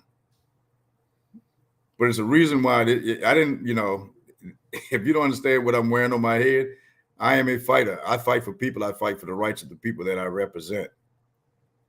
That ain't going to change. So I'm going to step on some toes of those who are holding back from, things that Andrews is entitled to. We're not asking anybody to do anything for us, that we just do your part. Give us a chance. Because as you said, it's not just that I can read. I understand what's going on. I know what's happening. I know what has been happening for years before I got back home. Just speaking of years, there goes one of the culprits right there. You quick. Oh yeah. You'll make people think we coordinating this thing. But it's facts is facts. So if we all had that same passion for this town, and I want people to know this is a nonpartisan government. There ain't no Republican Democrats. It's the people. It's the leaders. We're for the people. So don't get so caught up into this national politics stuff, man, and think that, you supporting a Democrat or you were supporting a Republican. No, you're supporting a leader or leaders who have the responsibility for this town. And let's get out here together, lock arms, and show these folks that we're unified. But as long as they can keep us divided, they can do things like what happened today and not worry about any backlash. It's that simple. It's divide and conquer. And I'm not accustomed to being on a team that, you got everybody pulling in, rowing in different directions. And we just all spinning around in a circle, not getting anything accomplished while everybody else is moving forward. Yeah. I spoke with Monique earlier tonight, man, and she told me she called you, I think from Sunday about, these same issues. She said they were standing out at the church at Ebenezer, and a car just barreled through there like about 55, 60 miles an hour. Boom! Guess what? Straight through there. That was a third one in the week. It was one accident and two near miss. Wow! In that same corner. But again, these are the issues. And even during the campaign, I was saying, stick to these issues, guys. Stick to these issues. You know what I mean? So here we are. I mean, Yeah. That's the one in January 26, 2022. And this is a common scene at the intersection of MLK and County Line Road, or Seaboard Road and County Line Road. Mm-hmm. In fact, I drove all these things. These are my photos. I drove at night, and you can see from that's. Let me start here to the lower left. That's coming from Williamsburg along Seaboard Road, and with that beam down there, it's less than a quarter of a mile from the intersection. You can't see anything. Mm-hmm. And you see, as I approach the stops, the early warning thing here, you still can't see. And then once I got up on it, and now the far right, lower far right, is coming from south to north on 41. And what I realized the other day when I was coming along that same route from along 41 heading north, you can clearly see the red light down at Sitco. And that's what I and said. That's what people think it is. Yes. And it just blow through, because you can clearly see that, and they're ignoring the signs that are down at the the small car level, and they keep rolling. And by the time they don't even break. I've seen at least 5 or 6 videos, and again, thanks to Fuel Depot for providing those live videos. And they don't even break. It's not like they get up on it and say, "Oh, there's a stop sign." No, it just roll right through because they're looking down. Yeah, and I don't know what these engineers are doing when they come out here that have been assessing since I've been on these guys since 2018, formally written letters to the South Carolina Department of Transportation, and they'll say, "Okay, well, we're sending a team out to do an assessment," and they come back with the same results. I'm like, well, put some rumble strips, something that because if my little car is being jarred by these things, I'm gonna slow it down. But there's nothing there, and people are looking out at that light. And that's where you see most of the accidents coming from south to north. Yeah, and then when the accident happened, we don't have an ambulance here to respond. So it all links together. Yeah. And folks, these are issues that were present before the campaign, before this previous election, and it's still present. And again, letters have been written. They've been sent videos. They've been Mr. Marsh did a study down there. Remember he did was that him or no, we're at the four-way. No, Mr. Greg Bennett led. Mr. Greg Bennett. There you go. Greg Bennett led the petition and all those numbers, and I personally took those up. Even after he'd got them, send them out, and then I got them again later on and took them up to the headquarters of the South Carolina Department of Transportation. Gave it to the secretary of the Secretary of Transportation. Said, please give her this, and I had letters, all this stuff in there. We've spoken with some of our senior, our state level officials and things, and they've been involved. And I can't, for the life of me, I can't understand why we haven't done this, because it's you look anywhere else, you see this single strand power line with some flashing lights that's above the ground that says stop. Just do that. Yeah. I mean, I don't think it's going to set the state back. I don't think it's going to set the state back that much. How many $1 billion that the state transportation were given for infrastructure? That's a part of the infrastructure. Mm-hmm. Put 25,000. I don't know what it costs, but whatever it is, it's to me, that's a small price, to save lives. Senator Ronnie Saab, I noticed that you sit on the Transportation Commission. Help us out, brother. We reached out. I think, and again, I don't, I believe that he's making some moves now. Hopefully I will talk to him later and see where we are. He and Representative Kirby that covers that, that has that. So I think Monique reached out to him as well. And so I believe he's working. It's that I don't know why. I just don't know why it's a tough thing, but it's until we break through all this resistance, because it's been layers and layers of resistance for years is what we're breaking through to get Andrews what he needs, and we're not going to stop, and that's why I'm still here, and we're going to keep pushing. The team is getting bigger. We got people from other communities again want to join in because they're tired of it. Pawleys Island is tired of what Very they're not tired happy with what they're getting. They You see? they want out. they like that's like the situation up in with North Myrtle Beach. You know what I mean? A lot of folks don't realize that North Myrtle Beach was trying to separate itself from Myrtle Beach. They wanted to take the Myrtle off their name. They just wanted to be North Beach. Oh wow. Yeah, and so and it's just because the business practices that happened at that Myrtle Beach, that's why you don't see a lot of business. I mean, you see a lot of business there, but you go up to North Myrtle Beach, it's a whole different ball game, Mm-hmm. But and But all things are politics, like you said, But again, it should not be at the risk of people's safety. Heck, our all volunteer fire department now has. I don't think they've doubled their calls from last year, but it's pretty high. I mean, it's now cost us an additional $6,000 just in the last 6 months in calls because they're covering now a lot of the medical calls, not just fire. They're covering medical calls and other, and those kind of things. So and these guys have a job. They have full-time jobs, and with all these calls that's coming out here, and it's again, we gotta respond. They're committed to what they're doing. And we still can't get an increase in the funds that we get from county to support that. Again, another layer of resistance that just doesn't make any sense. And I mean, let's just like with the ambulance situation here, something that can't be quantified is how many people,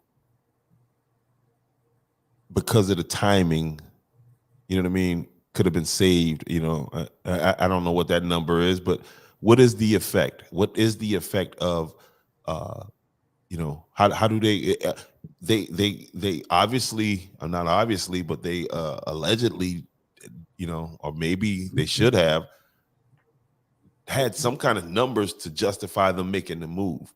So are they still monitoring this? You know what I mean? And the ambulance? Yeah, the ambulance situation. No, that was shut down months ago. And so, there's a decision, an executive decision was made, and that's where we are. But again, now that we've got the election, all that stuff, we're going to revisit that. I'm not okay with it. That's just the way it is. We'll keep fighting. Nothing changes unless you put some effort into it. Absolutely. I mean, that's why I'm here. No doubt. So, Mayor, what do we have coming up here? I know we got the parade coming this Saturday. Any announcements? I'm not going to hold you here much longer, man. I'm getting here at the 2-hour mark. No, other than we pray for good weather, obviously. And again, Miss Carla McKenzie and the team has been working hard to give us a good quality parade. So I look forward to that. I think rain is expected in the early morning. That's what it looked like yesterday.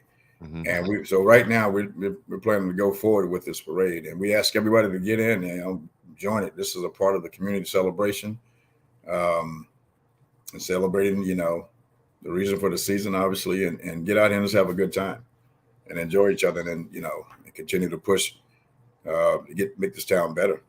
And the community activity is key to that. Okay, that brings people out. And we can, interact. So we don't have a reason that, COVID is at a manageable stage, and so we don't have a reason not to get out and get to know our neighbors. And so after the parade, there's supposed to be a tree lighting, right? So the parade at 3, and then at I think it's 5:30 is the tree lighting at Town Hall, and then after that we'll move to the gazebo, the park, for bonfire. Gotcha. And we have marshmallows and hot chocolate and all the Christmas songs and that kind of business, man. Just to again give folks another opportunity to interact. And then we're going with our business and get prepared for Christmas. I think the council meeting is on the 21st, and that's the last day I think of work before the Christmas break or something like that. Yeah. So Christmas break for the employees, and then we'll be back at it the following week. And the same thing we repeat for New Year's in terms of away from.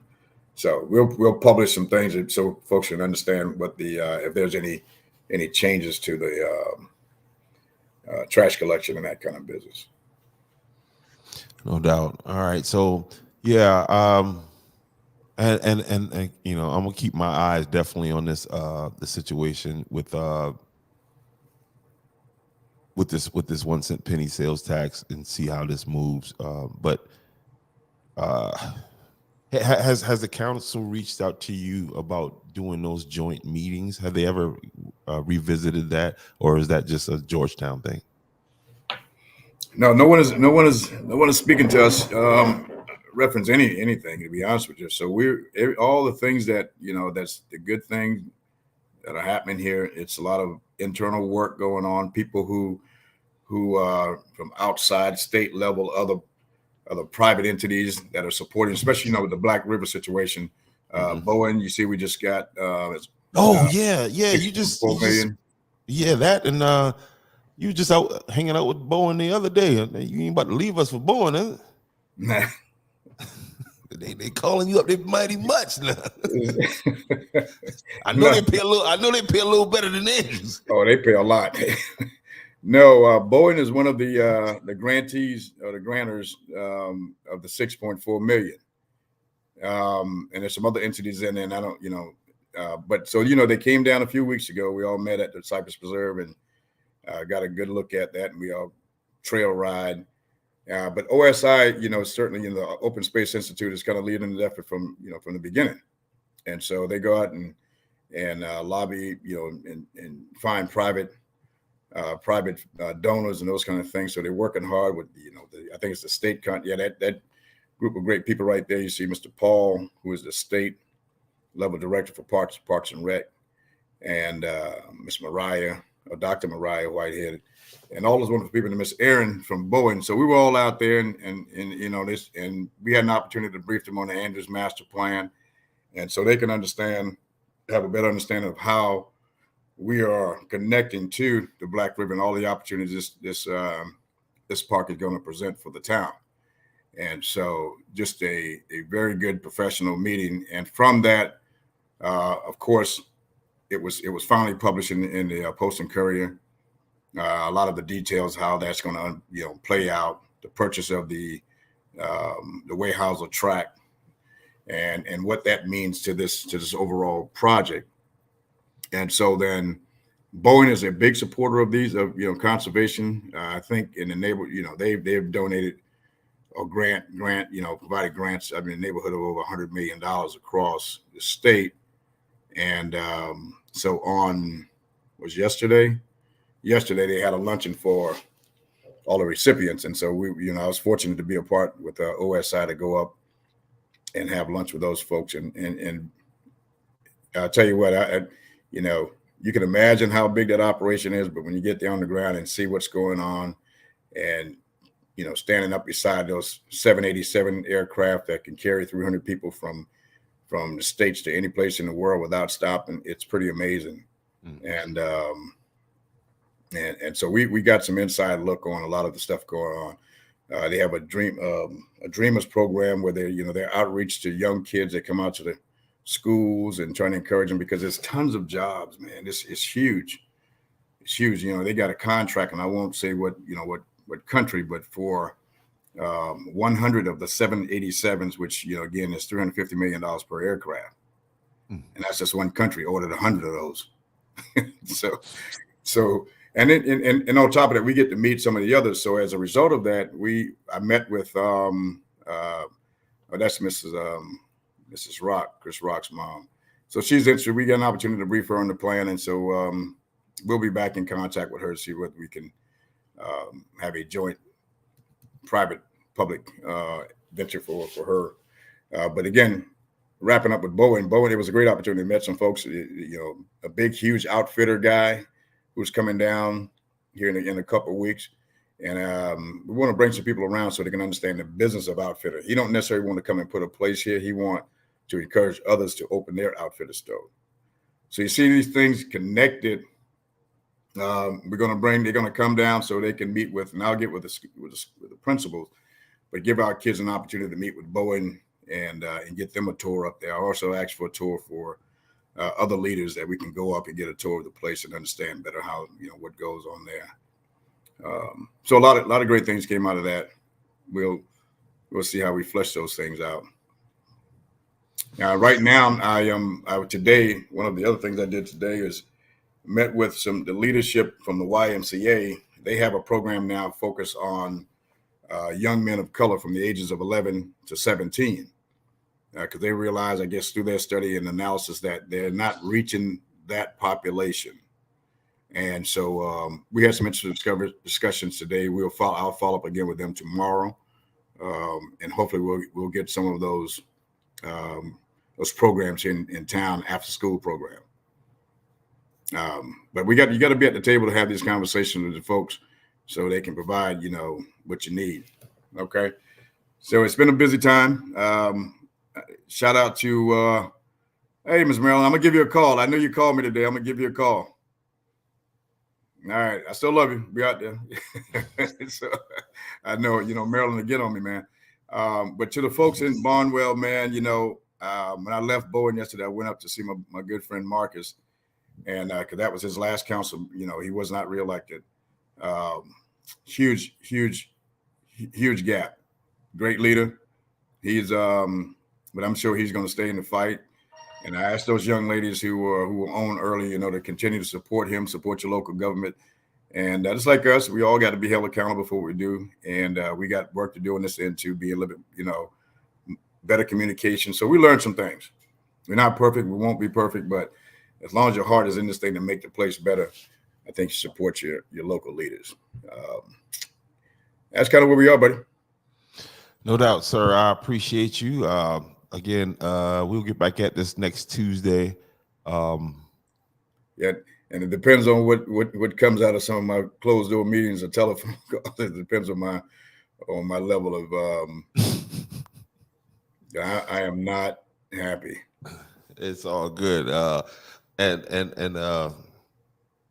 Man, yeah. I just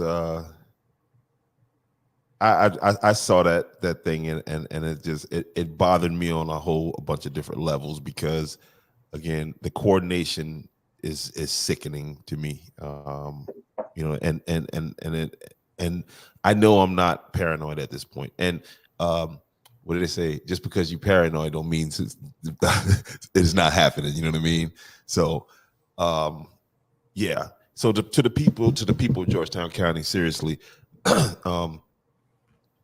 And anybody that wants to help now, this voting situation, we do not need to wait till October to start screaming about being registered to vote. Okay, because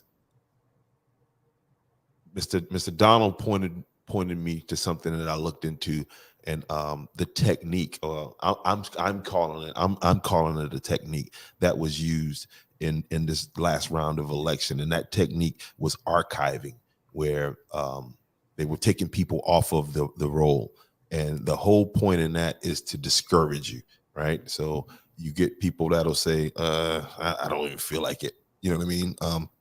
Because they turned around a ton of people in Andrews, and shout out to Monique and Cheddar and Veronica and Jerry and them for being there, hanging in there, and getting people situated and sorted out. And so this 2024 election is going to be spectacular. Okay. And so we need to keep the attention on this so that the voters of Georgetown County, because of all the national politics and all of the emotion that's going to go into that, all of the, is going to go into that. You don't want to get in that booth and just start checking the boxes or just start hitting boxes and not vote your interests, right? Because again, if you're going to be taxed, you need to be represented, and that's my position. But any final thoughts, sir? No. We'll again continue to leverage this platform to keep people informed. Come to the council meetings. Or if you got a question, just shoot it to us, man. It's townhall@townofandrews.sc.gov. Shoot us your concern regarding this or your opinion. I'd say stay off of Facebook with this stuff because it can only it goes all different direction because people are not informed, and so your opinion without reading and understanding what's going on with it's not going to help our fight. So let's get smart about it. If we we'll make in which we have before, we'll make the old referendum available to you so you can read through it. Yeah, I gotta figure. I'm to the gonna state. try. I'm gonna try Right. here. Sorry, I'm sorry. I'm gonna try here tonight to scan it and scan all of the documents that I have. That's the court case, everything, and make it available. And Miss Al Fair, I've been supposed to email it to her. So, but I think the thing that the most important right now is understanding the law. So I would say the South Carolina States Act, South Carolina Capital Project Sales Act is one to understand because from that document is what this commission creates this referendum, and then from that referendum it becomes an ordinance, and that's how these things are developed. And so once you understand the state act and then what the options for the county to put in there, then you'll know then how this thing should be managed from the first penny collected to the last one, and then how these things are managed or put towards those projects.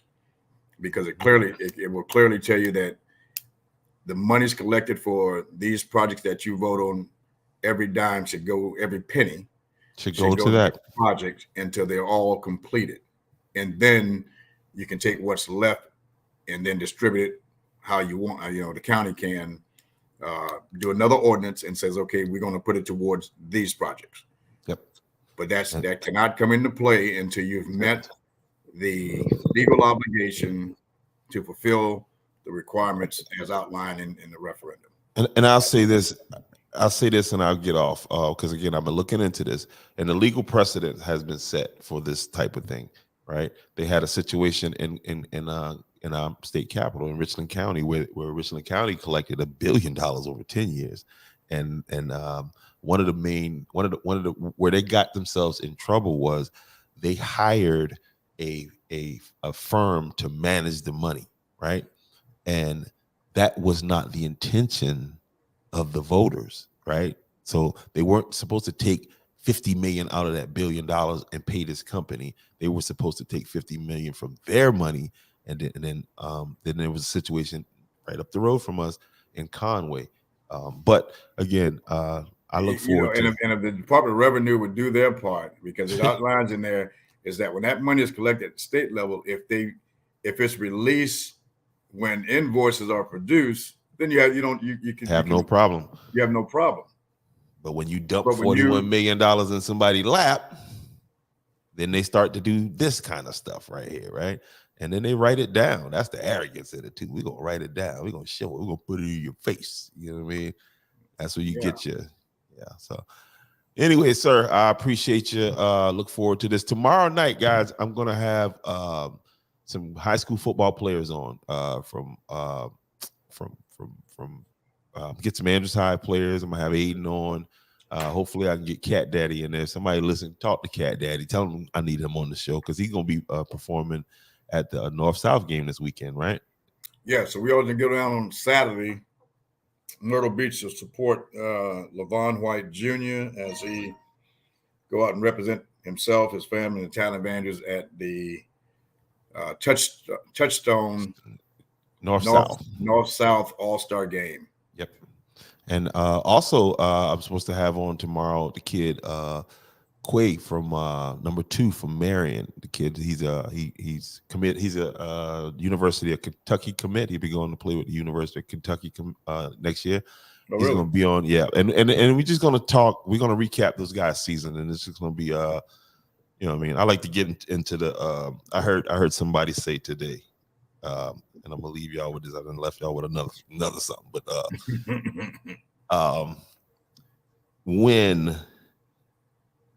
when young people talk to old people, that makes them advance among young people, right? And when old people talk to young people, that makes the old people advance among the old people, right? And the theory behind that is So if you're an older person talking to a younger person, why that younger person is gonna be stronger because they got they're getting this wisdom, this knowledge from from you, right? Some knowledge that they don't have. And when a young person communicates with an old person, we get knowledge from them that us old heads don't have. So, and that's called culture, and that's called community. So let's work on that, y'all. And with that, I'm gonna say peace. Until next time, we out.